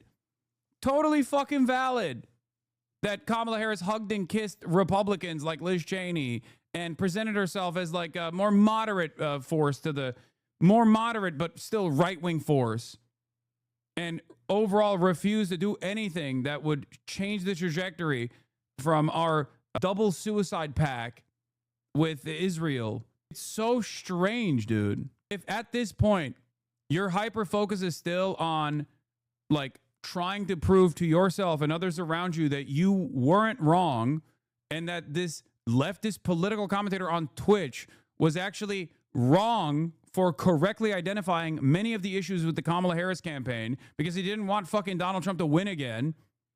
But in the aftermath of that victory for Trump, in the aftermath of all of that, when Trump is like doing a fucking forcible fascist takeover of the American government, okay, and you're still worried about a fucking left-wing Twitch streamer who was right all along, you're a fucking moron. You're the reason. You are part of the reason why these guys get to do whatever the fuck they want. It blows my goddamn mind that liberals are still trying to fucking do that. Those rocks have killed people driving in cars, caused car accidents that led to death and many injuries. And that's a threat on security. And generally speaking, our policy has been very clear. We do not limit movement as a goal to limit movement. We take steps to provide security. We take steps to... Great argument. Yeah, but this is why single issue voting is dog water. Great argument. Kamala Harris literally lost partially because her inability to address the violence that was unfolding in Gaza was emblematic of the Democratic Party's unwillingness to actually listen to the demands being made by its own base of support. She literally tied herself by the neck to a fucking anchor like Joe Biden. It's been months since she took a fucking fat L against a goddamn rapist felon who is a fucking literal fascist and a fascist that lost once, by the way. A fascist that was president once already and then lost. Took a fat fucking L. Where has she been? Nowhere. Nowhere to be found. Just writing a fucking book. You're so stupid. You will never actually be able to understand the argument that I'm presenting because you're just unable to hear what I'm saying. You just go, oops, sorry. Vote blue no matter who. Not understanding that that kind of fucking rewarding of failure is how we got here to begin with. It's so crazy. Kamala Harris did not lose because of single issue voters, you fucking moron. There is no analysis that points to that, for the record. That's so crazy. The idea that it's like you have to create this like false notion. There's even less evidence. There was at least a concerted effort in the aftermath of Hillary Clinton's defeat in 2016 to present Bernie Bros as the major reason why Donald Trump lost. Kamala Harris lost the fucking popular vote too. Conflict when there's conflicts in the area, and we make sure that we do it with as little as possible limitations on the people from both sides in this region. You well know, as a result of the Oslo Accords, it divided up the West Bank into three areas, Area A, B and C. Area A, these are areas governed by the Palestinian Authority and its security services. Israeli forces aren't meant to be in these areas. They have access to areas B and C. You must know this. Why are the IDF shutting down markets and See, look at this fucking active cope. But you guys voted, but you let Trump win. Virtually every single person here voted for Kamala Harris, you dumb fuck. It doesn't matter. At the end of the day, a Twitch streamer cannot fucking change the trajectory of American politics if the Democratic Party is unable and unwilling to listen to the demands being made by its fucking base of support. Kamala Harris pushed people to stay home. It is ultimately always going to be the fault of the party. Stop trying to defend the party. The party does not give a fuck about you. Do you work for the DNC? Show me your motherfucking pay stubs. Why the fuck are you defending the DNC for free? What is wrong with you? Kamala Harris lost 7 fucking swing states, dude. What are we talking about? What is this argument? So insane. It is so, like, I can't comprehend it. I can't understand it. These guys, these liberals, they fancy themselves to be more intelligent than the average Trump supporter. And yet here you are regurgitating idiotic arguments like you're a fucking Trump supporter, but this time for the Democratic Party. Kamala Harris could not fail. She could only be made to fail. Failed by who? The voters who didn't understand that she would be far better. It's like, no, that's her fault. It's her fault for not being able to present herself as a better alternative to a fucking rapist fascist, brother. What are we talking about? that allows settlers and Orthodox Jews to walk freely in areas that the signs on the street say are very clearly for Israelis not to enter under Israeli law. Well, I think I should look into that incident and understand the details, but Hebron specifically... We've been running footage of it all day. Hebron, I've seen the piece. I haven't looked at all of it. I've seen the headline and skimmed through it. It's a very interesting piece. And Hebron specifically is a special area where Hebron, there's a place of religion that is important for Muslims and Jews. So it has a little bit of different standards in Hebron. It's not as simple as you described. And I'd be happy to look into that and check and give explanations to anything happening there. Hebron, but it's clear the IDF shouldn't be in areas A, should it? Hebron specifically is different. Hebron is a place that is sacred for Jews and both. Indeed, but under the Oslo Accords, it's classified as Area A. Yeah, but the situation on the ground and also the agreements and the way that it is, there's security arrangements to make sure that Jews and Muslims can carry out their religion at the same time. It's a much more complex place with security arrangements that are designated specifically and out of the ordinary for this situation where there's a holy place that is both holy for Jews and for Muslims. Okay, we will leave it there. Nadav Shoshani, thank you very much for joining us. The West Bank is central to the conflict between Palestine and Israel. For Palestinians, it is basically at the heart of what would be a Palestinian state. I told you 3 times, this is military territory. Please turn around, turn off the camera and go away. So we're being filmed now. They watch us right now. This is the order. Understand? 3 minutes. That's all. Okay, I understand. Goodbye. So many Israelis, though, they believe that the West Bank should actually belong to Israel, particularly on the right. They actually want to annex the whole of the West Bank. First, let's get the facts straight. There is no such thing as a Palestinian people. Recently, countries like the United Kingdom and France have indicated a willingness to recognize the state of Palestine. That would be, if it worked, the two-state solution. The question, though, is it even possible? We're in Hebron, a major Palestinian city in the West Bank, where Israeli soldiers have arrived to shut down part of the town. Yeah. Okay, thank you. Okay, they're closing the town down because they want to go up this street along here, which goes up to a tomb. Go. Yeah, okay, sorry, sir. Thank you. Back. A group of Orthodox Jews and settlers want to visit a holy site in the area. It's meant to be off limits to Israelis, but the soldiers are here to make it happen. Big. It's obviously massive disruption. This is a massive market. The whole of this section of town is being closed down. The idea is to take control of this street for security reasons so that they can bring the settlers through. They'll put up a screen, yeah? They're going to put some, cover. And then they'll walk them up. And they're going to walk up to the street. But are you reporting live? No. We're just for them. We're videoing, yeah. Because last time they did this kind of walk into the city, they killed the boy. Yeah, I heard. Hold the pressure. All right? Don't play with me. All right? For now, this part of Hebron is a military zone, and nobody at all is allowed past the Israeli lines. This is armed settlers and segregation inside the West Bank. A new Sky News documentary that just came out 16 hours ago. No politic here. Israel number one. No Palestine, no Palestine. No Palestine here. No politic here. Bro, they do this shit so much. It's like these things are marginal in comparison to, like, obviously the death and destruction campaign in Gaza. But this is a part of everyday existence for Palestinians in the occupied West Bank. These guys are, one, illegally occupying the West Bank, for the record. And they do this shit on a daily basis. If you like, there are a million videos like this where they just like go into a storefront and just fuck it up and demand the phones of every single Palestinian there. They go through their social media to look for things that they can find that they can arrest them on, like any sort of sympathy or any sort of like mention. These are images not dissimilar to the Gestapo harassing random fucking citizens and packing up Jewish people in Nazi Germany. Yeah, there is little to none armed resistance against these fucking freaks, for the record. Behind a lie. Even though they are terrorists, they are in direct violation of international law, and it is legal. It is literally legal if every single Palestinian there took up arms and started actively fighting against those terrorists, the Israeli occupying force. That is literally legal and moral. Okay? Understand, no matter what all of your previous social conditioning has taught you, understand that what they are doing, regardless of the state violence that they're doing here, what they're doing is illegal. Racist? Why use a racist voice to mock Israelis?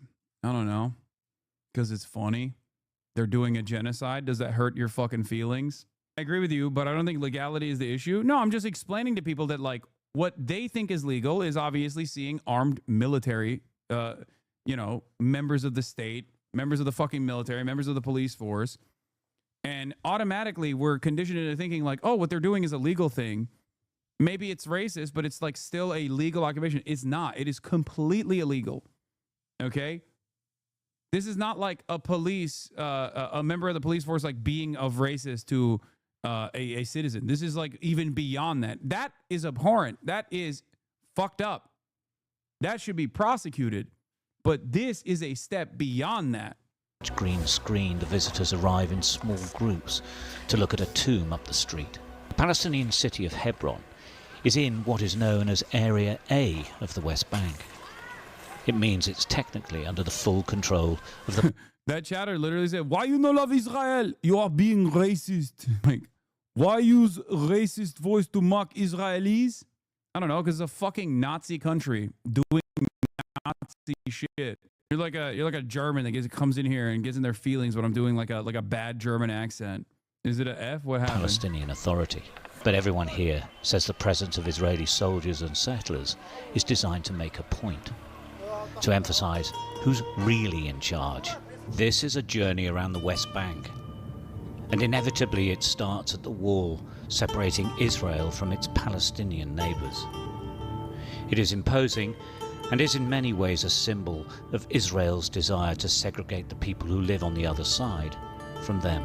The wall was built over 2 decades ago to stop Palestinian terror attacks inside Israel after a wave of violence. There is more than a wall to all of this. The West Bank and its people would make up the lion's share of a Palestinian state if one were to be recognized. Geographically, it's on the west bank of the River Jordan, which is where it gets its name from.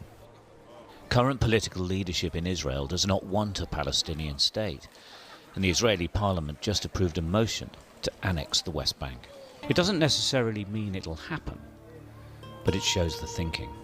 Like any kind of violence that Israeli settlers or the Israeli military experiences in the West Bank is literally legal, okay? It is legal resistance against an occupying military force. I cannot repeat this enough.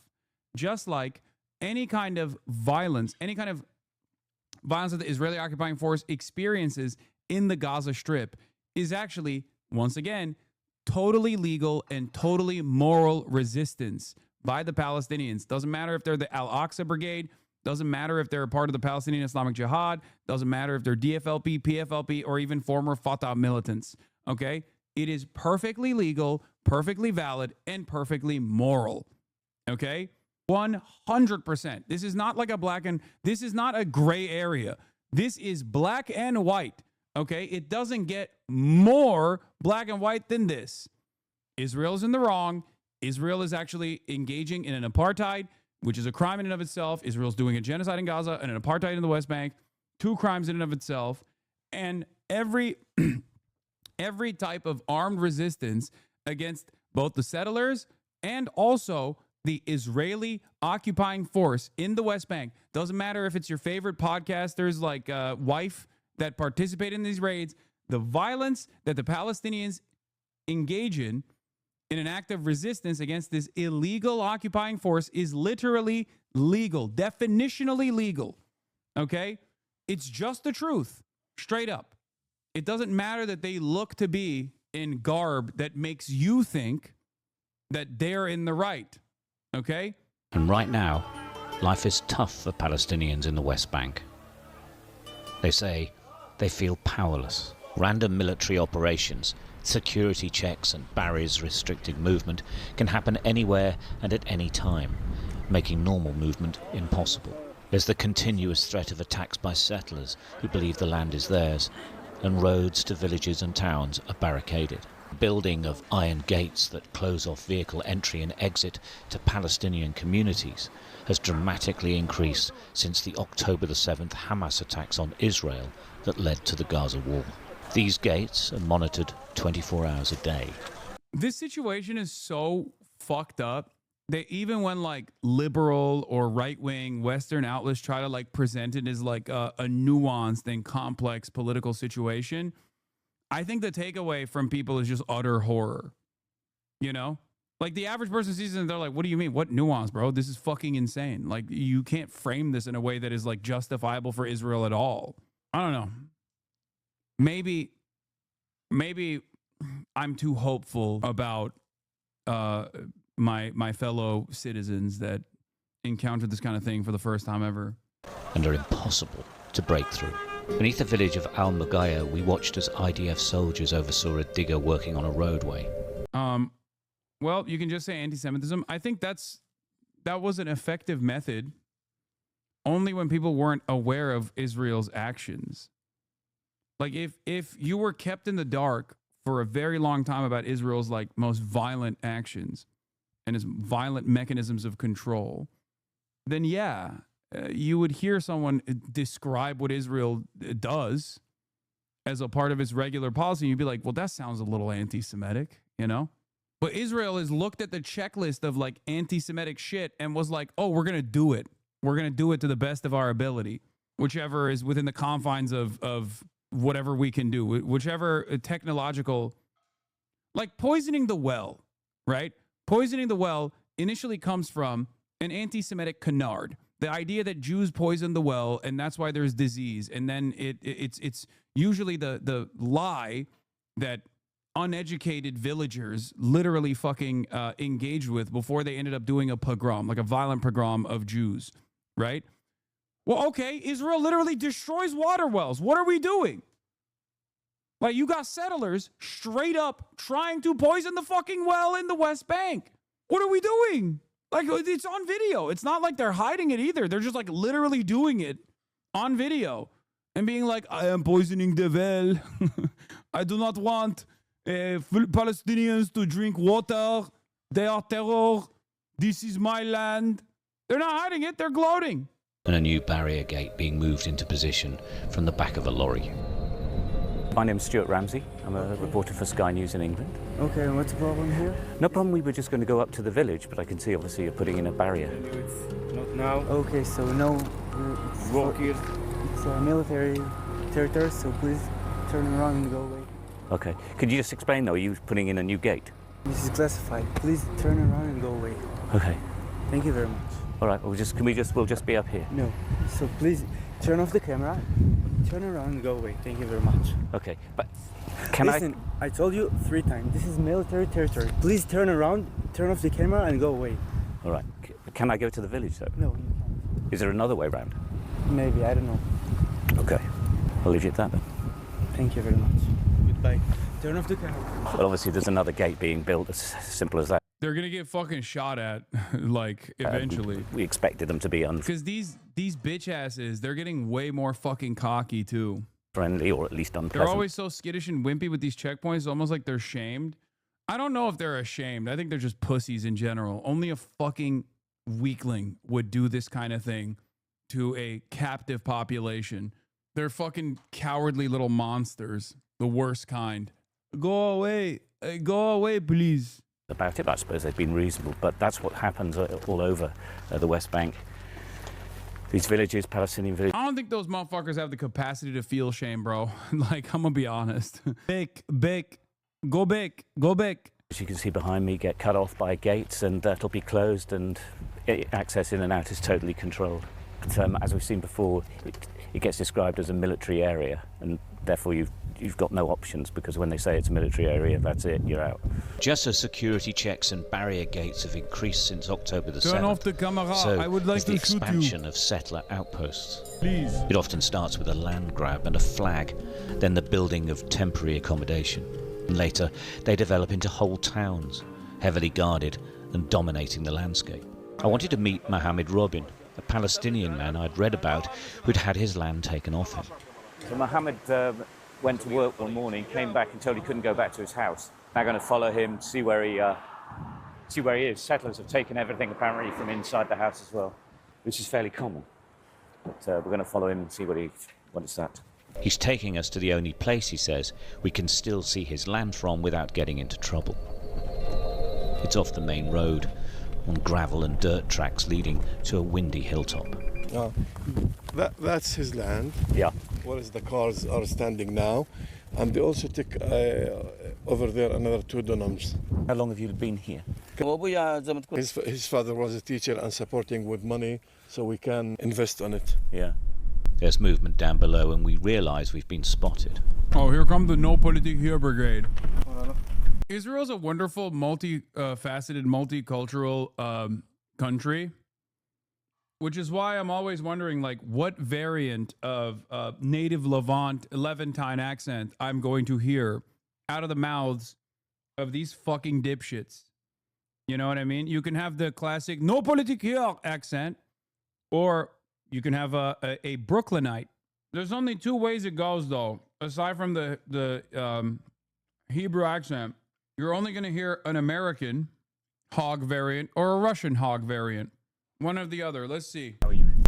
Yeah, we've just come up here because Mohammed's saying that you're going to get it back.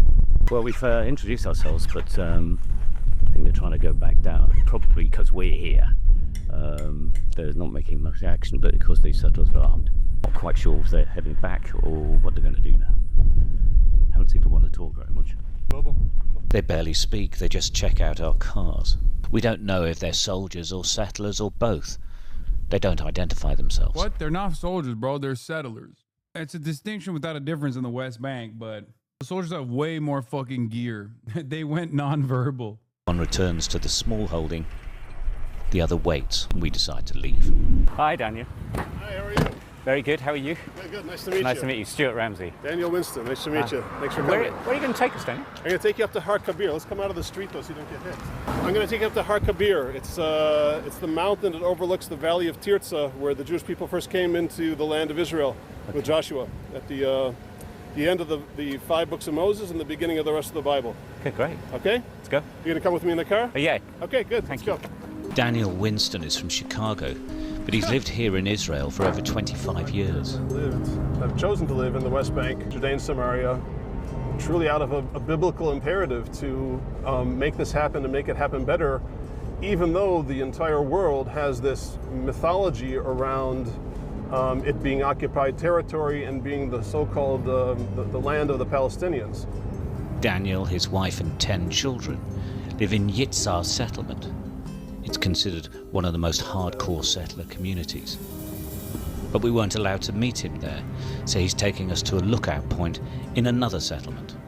Is there an argument for saying, regardless of those legal definitions, that for many Palestinians living here in the West Bank, that they do feel that they live under a law of apartheid and that they are discriminated against? There's complete control over movement, there's a lack of freedom of movement, and people, settlers, take land that they have occupied themselves for generations. Yeah, let's talk about each of those things, and I'll try to keep order. First of all, I have no doubt that the Arabs that live here have lots of feelings about lots of things that are going on. I'm not going to, even though I'm a therapist, I'm not going to address those feelings because I'm much more interested in the facts. Afterwards, if we want to have a discussion, we can sit around and we can have some coffee, sit around a campfire and talk about their feelings. But first, let's get the facts straight. The facts are there is no such thing as a Palestinian people. In the historical record, Palestine and the Palestinians does not exist. Just a second. Daniel leads me down a path overlooking a valley in the West Bank. He and the Israeli government call it by its biblical name, Judea and Samaria. Daniel says this valley is where Joshua led the Israelites to the promised land, according to the scriptures. He, like all the settlers, believes the land is theirs and rejects any notion of a Palestinian state. I'm not angry. I'm not a, one of... Nation states is a relatively new concept in the long history of mankind. So it's really funny that he's like, well, the only states that exist are states that are in the Bible. Okay, America doesn't exist then. Like, what are you talking about? It's so fucking stupid. Those frothing at the mouth of the settlers who are going to yell and scream and start throwing things at you because I don't like what you're saying. I don't like what you're saying because what you're saying is wrong. It is not consistent with the historical record. There was never a Palestinian state. Even if I were to say, okay, well, these poor people, they have to do something. They have to go somewhere. And I would say, well, not on my account, not on my watch, because not only is it not only is it inimical to my essential national interest of settling the entire land of Israel, it's also an intrinsic danger, a clear and present danger to our physical survival. Nazi. Daniel struck me as well-mannered and well-read, but his views on the modern day, like many of the settlers, are thousands of years old. Really? That's the only thing you got on his views on the... Dog, you're talking to a Jewish Nazi. These guys have this seeming inability to recognize that, the person that they're talking to is a fucking neo-Nazi, you know?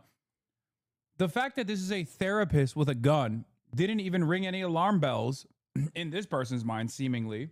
Khalil Hathaleen greets a family friend who's come to pay his respects. His brother's been shot dead, allegedly by a settler. We're in the village of al-Kir, where Palestinian villagers confronted an Israeli digger driver on Palestinian land adjacent to a settler town. 35-year-old Auda Athlin was killed. As the mourners gather, the Israeli army moves in.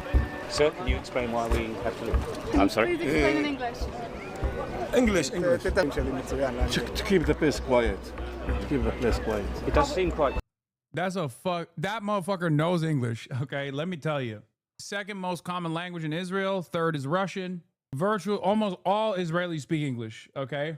Some of them are directly from England or America, but that's besides the point. Yes. In Israel, the most commonly spoken language obviously is Hebrew. Second most common is English. And the third most common is Russian. Yeah. They came from South Africa, America, England. Quiet at the moment, I would say. Why are you playing this Hasbro nonsense? Isn't there a documentary from the true Palestinian point of view that you play to your viewers to learn the truth? What? First of all, I cover Hasbro on a daily fucking basis. And part of the reason why I'm showing this is because despite the fact that this guy's trying to engage in like some wishy-washy both sides bullshit here, the inhumanity is so clear that like your takeaway will never be pro-Israeli at any point. They give everyone who doesn't live here 10 minutes to leave or risk arrest. Many of these journalists are Israeli, and they argue that being moved on is basically illegal. Soldiers enter the family area of the village. They're looking for foreign activists and anyone else to clear. 3 minutes, you need to go from here. Okay. Unless you want to be arrested, okay? But why? Just, this is the order. Understand? 3 minutes. That's all. Okay, I understand. Goodbye. So can you explain to me, though, Andrew, but can you explain to me why? We're journalists, sir. This type of thing happens all the time. It's the main point of contention from the Palestinians, is that the security forces in Israel represent only the settlers in the West Bank, not them at any point, and they feel really aggrieved about it. And there is really no actual argument for saying why we should leave. It's just they don't want them to be near an Israeli settlement. Declaring the area a closed military zone, a regular tactic. The soldiers in no mood to compromise. Just one question. Amongst the activists, Israeli Yehuda Shaul. He's straight to the point. At the end of the day, this Israeli government doesn't want only to kill the possibility of a future Palestinian state besides Israel. It wants to cement Israeli sovereignty between the river and the sea. Rights for one group of people here. I think in Afrikaans it's called apartheid. Now the question is whether the international community will allow my government to implement its plan. Up to now, all what we've heard was statements, warnings, concerns. That's not enough. Unless we're going to see a serious move to tangible measures in order to end this kind of behavior, this will just escalate. I wasn't here. Can you tell me what's happening? We have new area that you can be. You need go there. Okay, but the senior officer said we could stay here. No briefing. They just make the closed military area bigger or wider, and you have to leave this area as well. Why is it bigger? Why is it a closed military area that's extending? I'm not a commander. I mean, they are in charge here, and they're pretty serious about this. I think while the journalists are arguing, they're accepting that you probably can't stay. Once they declare an area military closed zone, there's actually nothing you can do about that. We've seen that lots of times. Since the Gaza war happened, the whole areas would be closed off. Yeah. You took the guy name and title or what? What he's doing? Sorry. That's crazy. The soldiers throw blast bombs and try to clear everyone out. Listen, I've been there, okay? One activist is arrested for not leaving. Told you they get...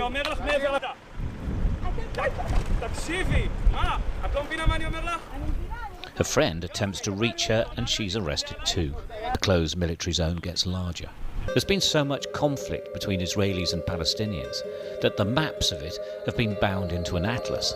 Britain is one country threatening to recognize the state of Palestine and is calling for a two-state solution, where Israel and Palestine live side by side. Even if it's not true, even if the idea is good... I've come to meet Yossi Belin, who's one of the architects of the original plan. He's a rare voice of optimism. He's also a voice of warning to Israel. If you don't want to solve the Israeli-Palestinian problem, you will always have good enough reasons on both sides why never to do that. But if you want to solve the problem, you will solve it. Are we getting to a tipping point whereby You just can't have a two-state solution because there's too many there, too many who won't agree, and no sort of pan-nation support for it. Do we get to a point where it can't happen? We are in a situation whereby both sides need the two-state solution badly. The Palestinians, because this is the only way for them to fulfill their vision of self-determination. For the Israelis, it is the only way to have a border unless we do it unilaterally. And we already know that unilateral decisions about borders are not usually fulfilled. So we need an agreement about a border in order to assure that Israel is a Jewish and democratic state. Otherwise, we are doomed. I'd heard about Sinjar, a Palestinian town, I was told, that was cut off from the outside world. It isn't yet completely surrounded, but a 5-metre-high metal fence around its eastern edge indicates the direction it's going. We enter the town on a small road that is the only exit and entry now available to the 8,000 residents. The main entry point has been permanently shut by the Israeli army. We stopped to check we're on the right road. It's the first town on the West Bank to be slowly encircled, and many here believe it won't be the last. Israel says it's to protect the main road from attack by stone-throwing villagers. Security concerns are used as a catch-all reasoning for virtually everything here. It's a particularly vivid example of Israeli segregation. You're not completely surrounded, but almost. Yes. They're going to continue and isolate all the town.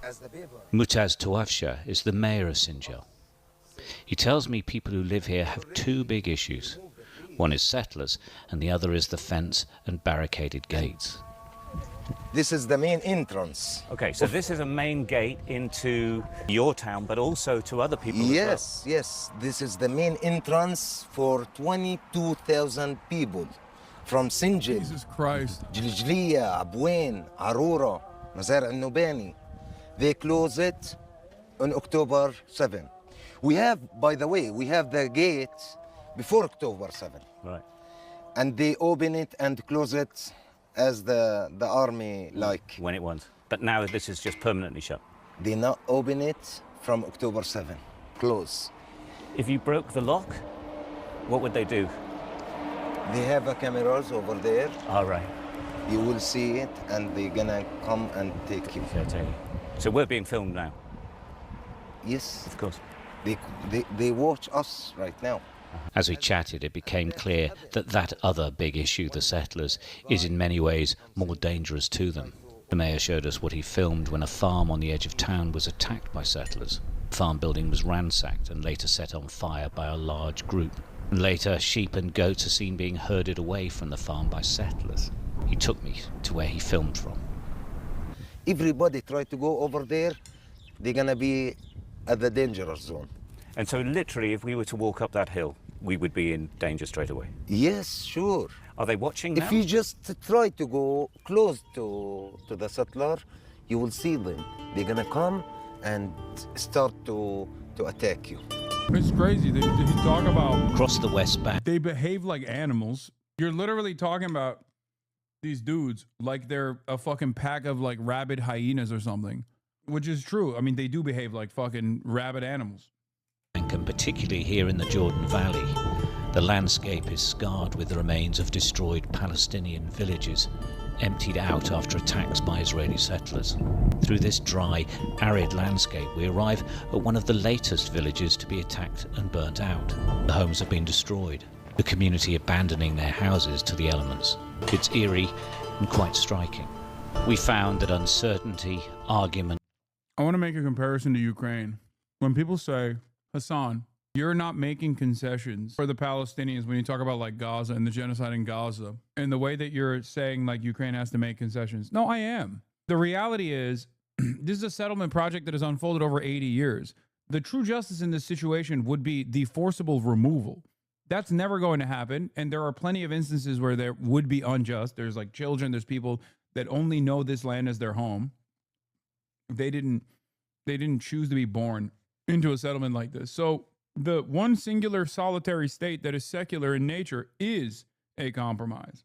Because the reversal of the Likud policy, the reversal of the Israeli policy, which is the complete ethnic expulsion of all Palestinians from the land, would be the complete ethnic expulsion of all Jews from the land.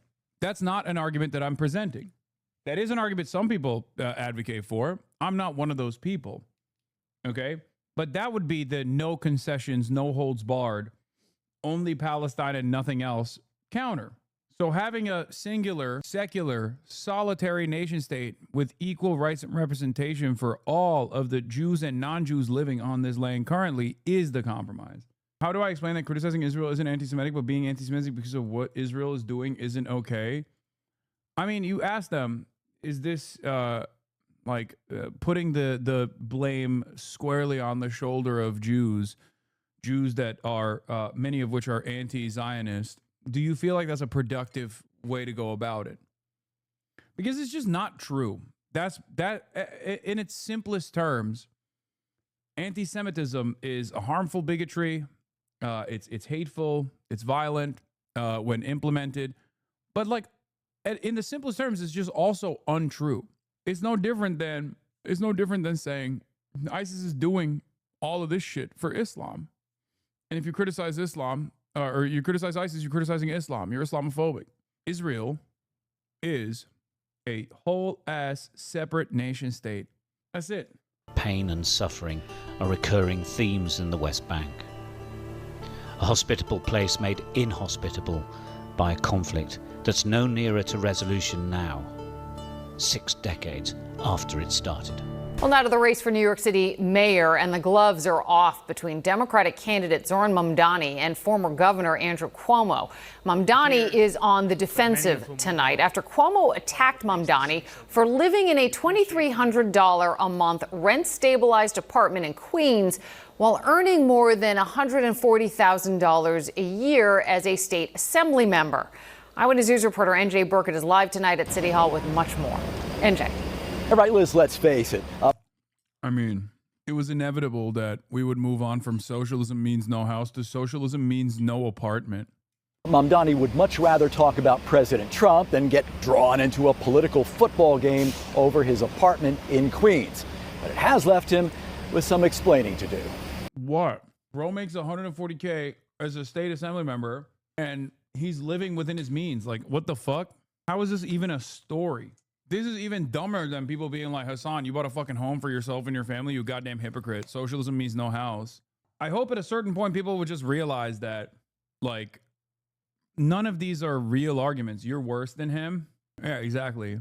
I am. I'm a much worse person than Zohran Mamdani, who is a 33-year-old Muslim socialist who's also currently getting attacked for his choice of living quarters. Very different. You're right. I agree. My favorite division now is no longer the people who are like, I love AOC and I fucking hate Bernie, or I love Bernie and I fucking hate AOC, which is very common. It's the I love Zohran, I fucking hate Hassan. He's just sucks so bad. I love Zohran Mamdani. I hate Hassan. It's just interesting to see the exact same lines of attack. People in chat saying 140K isn't a lot for New York. Yes, it is. But that being said, what is the argument from the media that he isn't paying enough for an apartment? Americans love living far beyond their means and living with no saving. Yeah, 140K is decent money for New York City. And it seems like he has a really good living quarters for $140,000. But like, how is that his fault? Like, he's literally running for mayor to fix the problem. Like, if this wasn't one of his policies, I get it. I get why you could be like, oh, dude, you literally are advocating for, I don't know, no fucking rent stabilization whatsoever, and you living in a rent stabilized apartment. What a fucking hypocrite. That makes sense. This motherfucker literally wants rent stabilization. He's living his truth. It's crazy because, like, I know that $2,300 a month is a fucking steal for New York. Right? It's a steal for LA. Depending on how big the apartment is, it's probably a steal for New York. What is crazy is that $2,300 is a steal. That is crazy. This situation is fucked. We have to fix it. I live rent-free in his head. Zohran Mamdani says Andrew Cuomo doesn't get it and made no apologies for living in his rent-stabilized one-bedroom in Astoria, Queens, while earning $142,000 as a state lawmaker. Yesterday, the former governor, now campaigning as an independent, said Mamdani is gaming the system. I think rent-stabilized units, when they're vacant, should only be rented to people who need affordable housing, not people like Zohran Mamdani. And I'm going to call it Zohran's Law because it's an abuse of the system. Nearly 1 million apartments are rent stabilized, rates set by the Rent Guidelines Board. The median stabilized monthly rent is $1,375. Mamdani says his rent is $2,300. Cuomo is renting a market rate apartment in an East Side high-rise for $7,800. What do we... Oh, hell... Oh my God, brother, are we fucking for real, dude? Oh my God. Oh, I can't wait for the dumb fucks to chirp and be like, well, Andrew Cuomo is not a socialist, so he can be a fucking awful asshole and we will like him because Zohran is a socialist.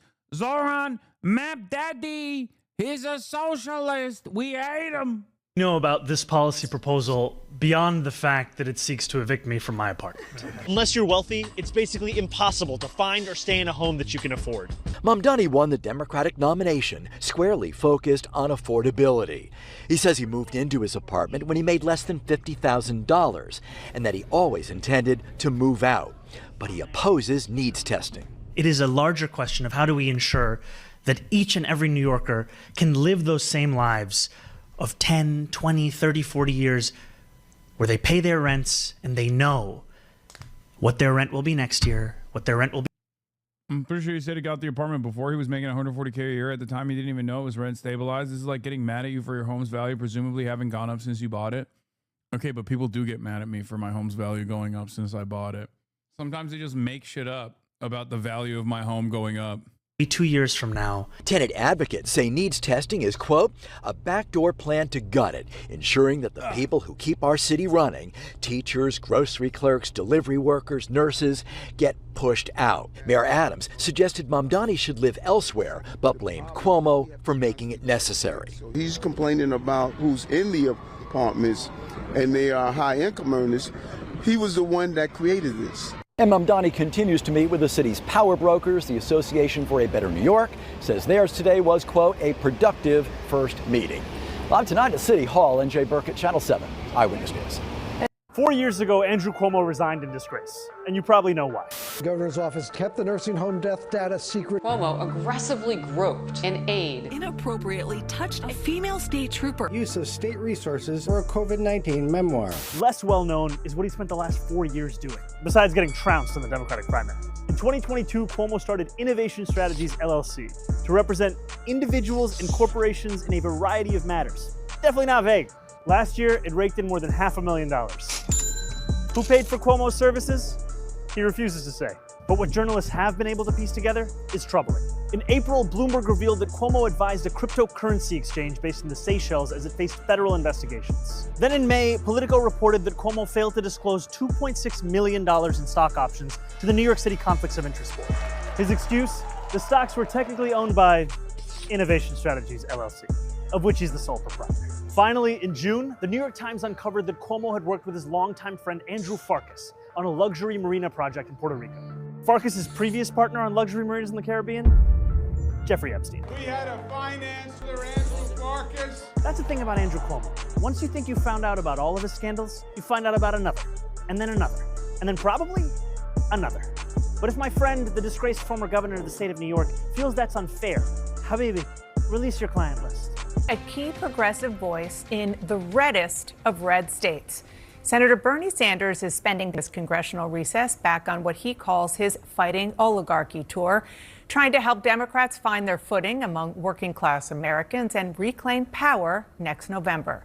I hit the road with the senator in West Virginia as he took his message to the heart of Trump country. It's good to be with you here. We're in Wheeling, West Virginia, and it's so fascinating that this is part of what you call your Fighting the Oligarchy tour, because this is a state where Donald Trump got 70%. Really? 70%. Not tonight. Well, yeah, and this was an auditorium that was packed. It was at capacity. Still, what makes you think that your message tonight is going to resonate in such a red state?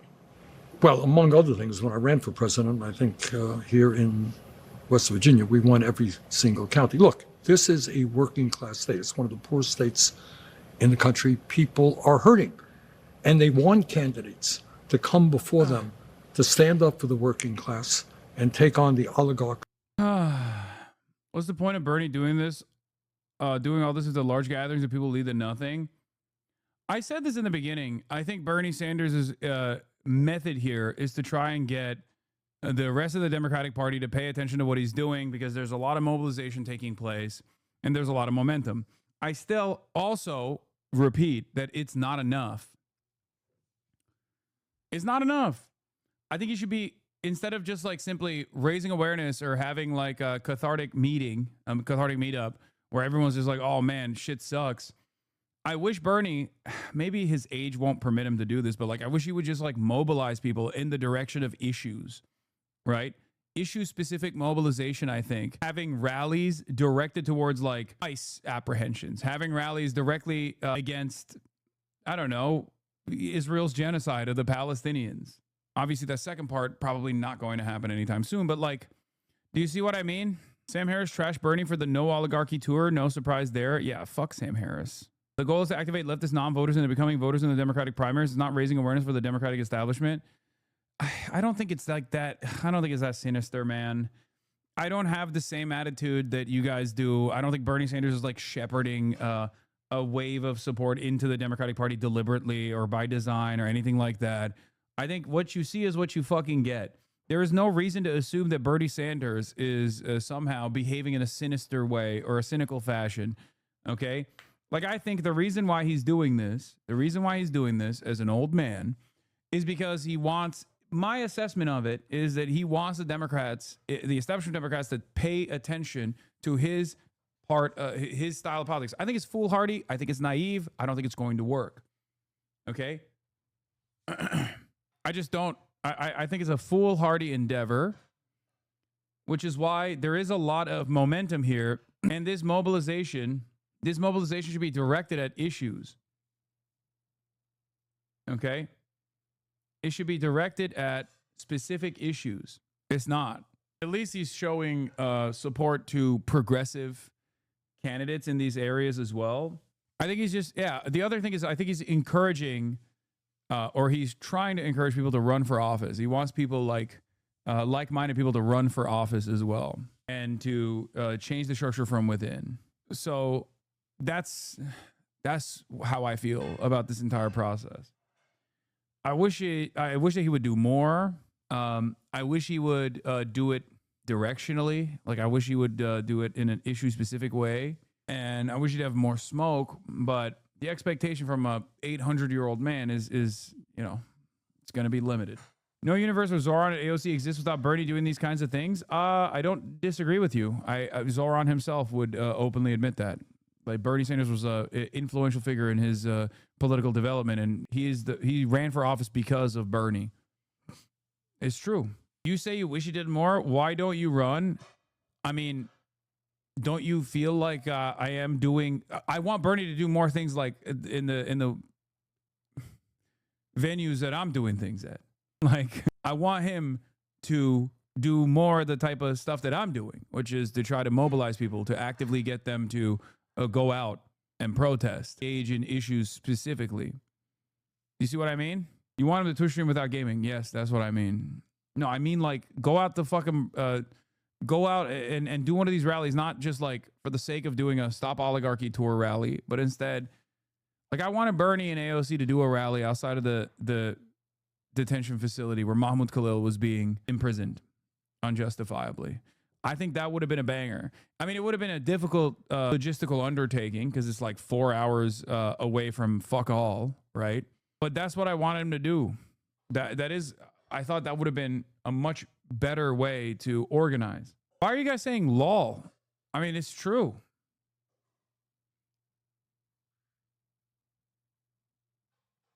It's literally, that's not an unreasonable demand. I think that was a perfectly reasonable demand. Bernie made it possible for socialism to even come back into the conversation in America. People don't remember or how it was like before Bernie. That will be his historical contribution to American politics. Beyond that, it seems like it's not going to go any further. I agree.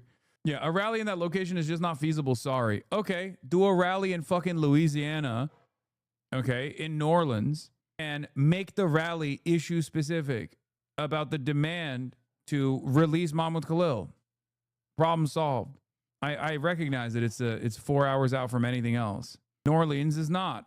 Instead of just like a broad stop oligarchy tour, that I think is issue specific. That's my point. Believe me, we try both. Yeah, I know. Didn't 2008 have people talking about anti-capitalism before Bernald? Yes, of course, socialism has always existed. That chatter is just simply saying that Bernie Sanders mainstreamed the open way to be a socialist and a politician at the same time and still garner tremendous support in a way that had not happened in years. At what point do we admit the Democratic Party can't be reformed? As soon as progressive figures come to power, their message gets diluted or sidelined into oblivion? We'll see.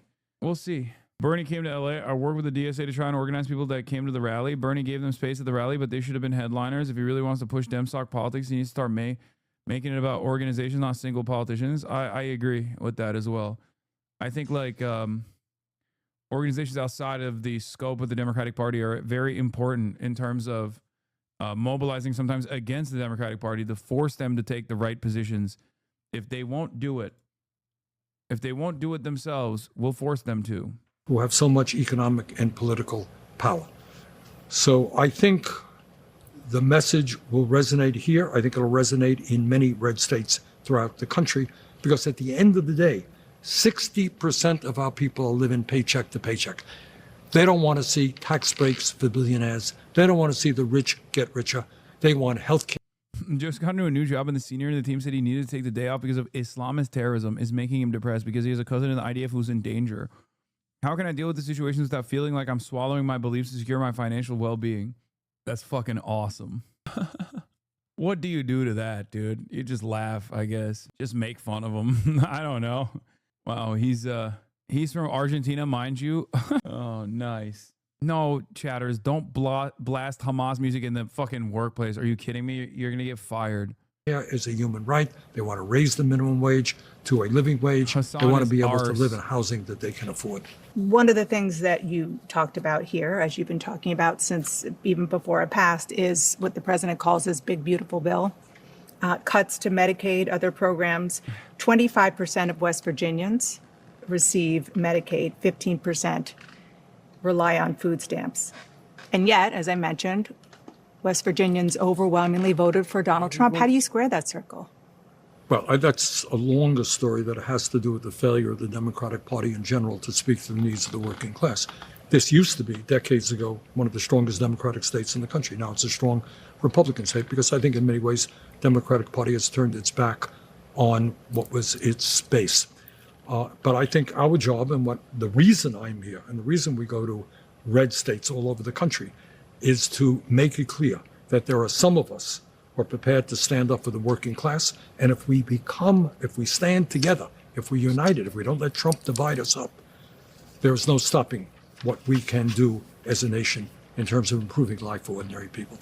You said the Democratic Party is These brain dead neolib questions, they can't like leftist policy because they didn't vote for neolib Dems. its back on the working class. You'd said something pretty tough when you were speaking to this crowd about Kamala Harris. One of the reasons, in my view, that Kamala Harris lost this election. Yeah, how dare you? How dare you criticize the Queen? She had too many billionaires telling her not to speak up for the working class of this country. Ouch. Well, no, I don't think I like Kamala. Watching my senator ignoring Vermont issues, not to mention refusing to acknowledge the genocide that his constituents widely want him to, but being in another state is so frustrating. I think that's one of the craziest aspects of Bernie Sanders' legacy is that he's the second worst senator from Vermont on the issue of Gaza, which is insane. Like, there is no world in which there is another Democrat senator from Vermont and he's better on Gaza than Bernie Sanders is. Okay? That's mind-boggling. There's no point where you get outflanked. You're Bernie fucking Sanders, man. You don't get outflanked by Welch. Yeah, second best, which is first last. First last, sorry. I said second worst. A friend of mine, but her core consultants, were heavily influenced by very wealthy people. How do you run for president and not develop a strong agenda which speaks to the economic crises facing working families? You have more income and wealth inequality today than we've ever had. You got 60% of our people living paycheck to paycheck.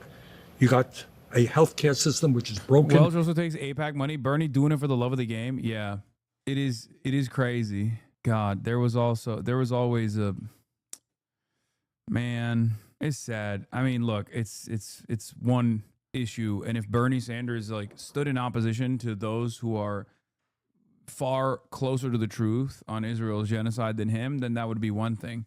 But he's not. At the very least, he's not doing that. So,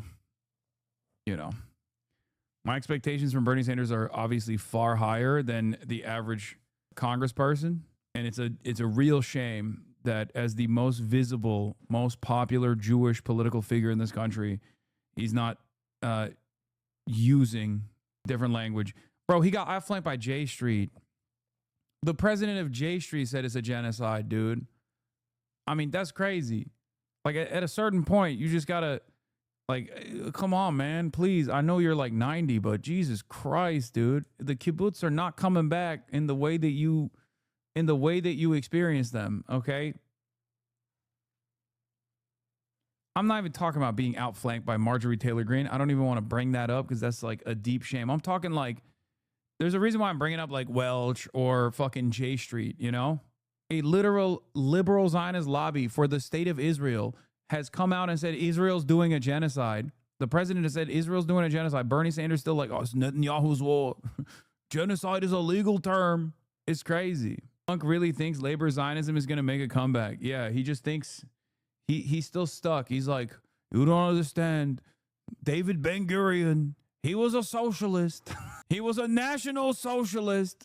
It's true. And dysfunctional. And despite spending so much, we're the only major country not to guarantee health care to all people. How do you not talk about those issues?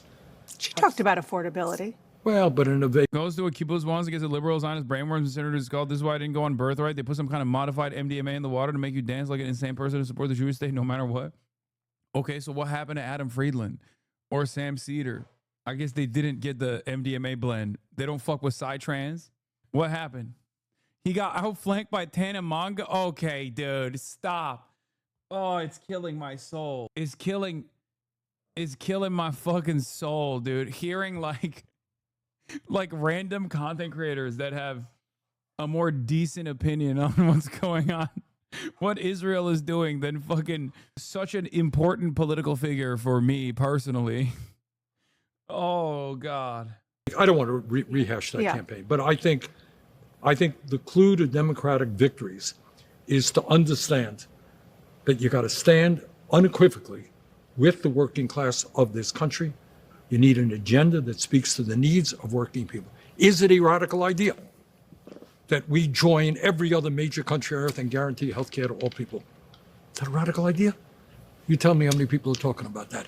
Is it a radical idea to say that we've got to raise the minimum wage to $17 an hour? Is it a radical idea to say that in the midst of a competitive global economy, we need to make sure we have the best educated workforce, that all of our kids, regardless of income, should be able to get a higher education?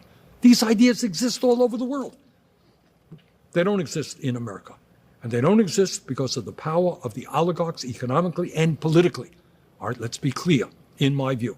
The current political system in the United States of America is broken and corrupt. Bernie is like this because his advisors like Matt Duss, who are not relaying to him general opinion on Israel because they're ideologically evil. Dog, Matt Duss, I think, has outflanked Bernie. He's not his current advisor, by the way. I don't know who his current foreign policy guy is, but Matt Duss is his former foreign policy guy. And Matt Duss also outflanks Bernie. So there's nothing, you're wrong. This is just him, okay? I think this is just him. He's like, I'm old, I'm set in my ways. I personally believe this is the way, and this will be the way, and I'm just fucking committed to it. Yeah, bro, we got fucking outflanked by the Podjons, dude. Are you kidding me? Does anybody think that it makes any sense at all that Elon Musk can spend $270 million to elect Trump as president and then become the most important person in government? Billionaires should not be able to buy elections. And by the way, that's not just a progressive perspective. Wait, what's up with Matt Duss, Samus Adam? I mean, he's a little bit of a liberal. Matt Duss is. It's fine. I don't think he's like evil in the way that the chatter was presenting it. I feel like if I'm thinking about like someone who's evil, I'm thinking there is such a target-rich environment, especially within the consulting class in American politics, that like a guy that works for, what's the fucking institute that he works for? It's like an anti-war institute for the most part. Like a dude that works for the CI policy, like Center for International Policy Institute, is nowhere near in my crosshairs at all. It's probably one of the only existing good think tanks. Yeah, Quincy Institute and CI policy is like the two think tanks that are like advocating for more reasonable American foreign policy. Yeah, also Matt Duss, once again, former Bernie Sanders foreign policy advisor for Bernie Sanders, absolutely does call it a genocide, for the record, just so you guys understand. So the notion that this is like Matt Duss in his ear or whatever is wrong. You can't say it's fucking J Street. J Street has called it a genocide. At a certain point, you have to realize, like, no, he's like 855 years old, and he fucking, like, his liberal Zionist principles were just that. It wasn't a way to, like, I don't know, make it more permissible to shit on Israel. It was just like he literally does want it to stop right there. He wants it to stop it with not like Zionism in principle, but he wants it to stop at like offensive weapons to Israel as long as they're using it on like Palestinian children. And given how insanely cruel and violent American Congress is, he looks like a fucking angel in comparison to the average American congressperson. That's what's so fucked about the situation, is that Bernard Netanyahu's War Sanders is like literally seemingly a fucking angel in comparison to the rest of American Congress for actively trying to push bills to stop giving weapons to Israel. Like, he has spearheaded that charge. He has spearheaded that charge forever. Conservatives understand that too. What makes you so sure that the solution that you're offering, which is a more assertive federal government, is something that is going to fly in places where people have been voting in recent years Republican and have an inherent distrust of government? Well, they should, and they should have a distrust for a number of reasons. The government is too bureaucratic and not responsive. But let me tell you what I'm sure you already know, is that if you look at the polling, and I asked the people here today, you heard me ask. Anybody here think that the American healthcare system is vaguely effective? Nobody in America thinks it's working. We spend twice as much as other countries, 85 million uninsured or underinsured. 60,000 people die a year because they can't get to a doctor on time. Do you think that in America, with all of our genius, all of our capability? Oh my God. Dan Stalkman, this is where a lot of these haters were coming from. I just saw this on my timeline. So Democrats, if they were in charge right now, would be doing 100% the exact same thing, 1-to-1. Make no over U.S. Supreme Court overturned landmark same-sex marriage ruling ABC. Okay. Fucking mistake. I was wondering where all these like new lib shits were coming from, yelling at me, chirping Anyone at who me. tries To tell you that Kamala Harris will be different is a fucking delusional moron. Do not listen to them. So, 18-second clip. I wonder what this is about. Oh, look at that. You pulled out of context clips to justify your hatred for leftists. He's talking about her stance with Israel, not defending him, but he's talking about something specific or just in general. As much as I hate Hassan, this is clear about Palestine war situation, a very, very rare time when he is correct. He's probably talking about supporting Israel or something in this clip, not literally every single policy. He's specifically talking about giving aid to Israel. These clips will never not be hilarious. What a great out of context clip. I didn't even know that this existed, but it turns out there was hella people that were fucking defending different than Donald Trump. You guys are fucking delusional. If Kamala Harris genuinely had a perspective that was even a little bit different than Donald Trump when it comes to Israel and defending Israel, she would have fucking let it known. She would have let it be known right now. It's like an 80-20 issue. It's like a 90-20, 90-10 issue at this point. It's a 90-10 issue for the fucking Democratic Party, and she still hasn't said anything about, like, why hasn't Trump actually implemented a ceasefire? Wow. Almost like when you expand on the 18 seconds and even if you show the rest of the fucking thing that I'm looking at, instead of like classic zooming in on me to make sure that no one can even mistakenly figure out the context. Oh, people are so fucking gross, dude. This is the only thing these fucking dipshits have at their disposal. They know nobody likes Israel. They know nobody fucks with Israel. They can't even fucking hit me on the grounds that I'm a terrorism supporter any longer, because that would imply that, you know, 92% of the Democratic Party's base of support is also terrorism supporters. These guys still maintain the position that they are a part of the liberal Democratic Party advocacy. Well, that clip chimp was really bad. Well, welcome to my life. They do this every fucking day, 1 million times a day. Yeah, there's like a 55-year-old man too, the one that's doing this. Thought he was going to be a peaceful president. She didn't say any of those things. Why? She's no longer running for president. If she truly was this peaceful dove, as all these fucking dickhead Democrats kept telling me over and over again, why has she not said anything?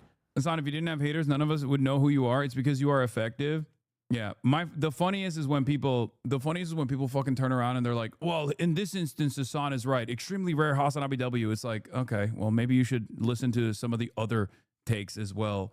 Don't let anybody fucking move the goalposts on this, by the way. I'm talking specifically about Israel, okay? In terms of like mass deportations, I'm sure mass deportations will still be happening under the Democrats, as this always has happened under the Democrats. It just wouldn't be as gross as it is currently with Donald Trump. But Democrats play a different role when it comes to deportations in this country. They play the role of calcifying right-wing white nativist immigration policies, as they did this past election cycle.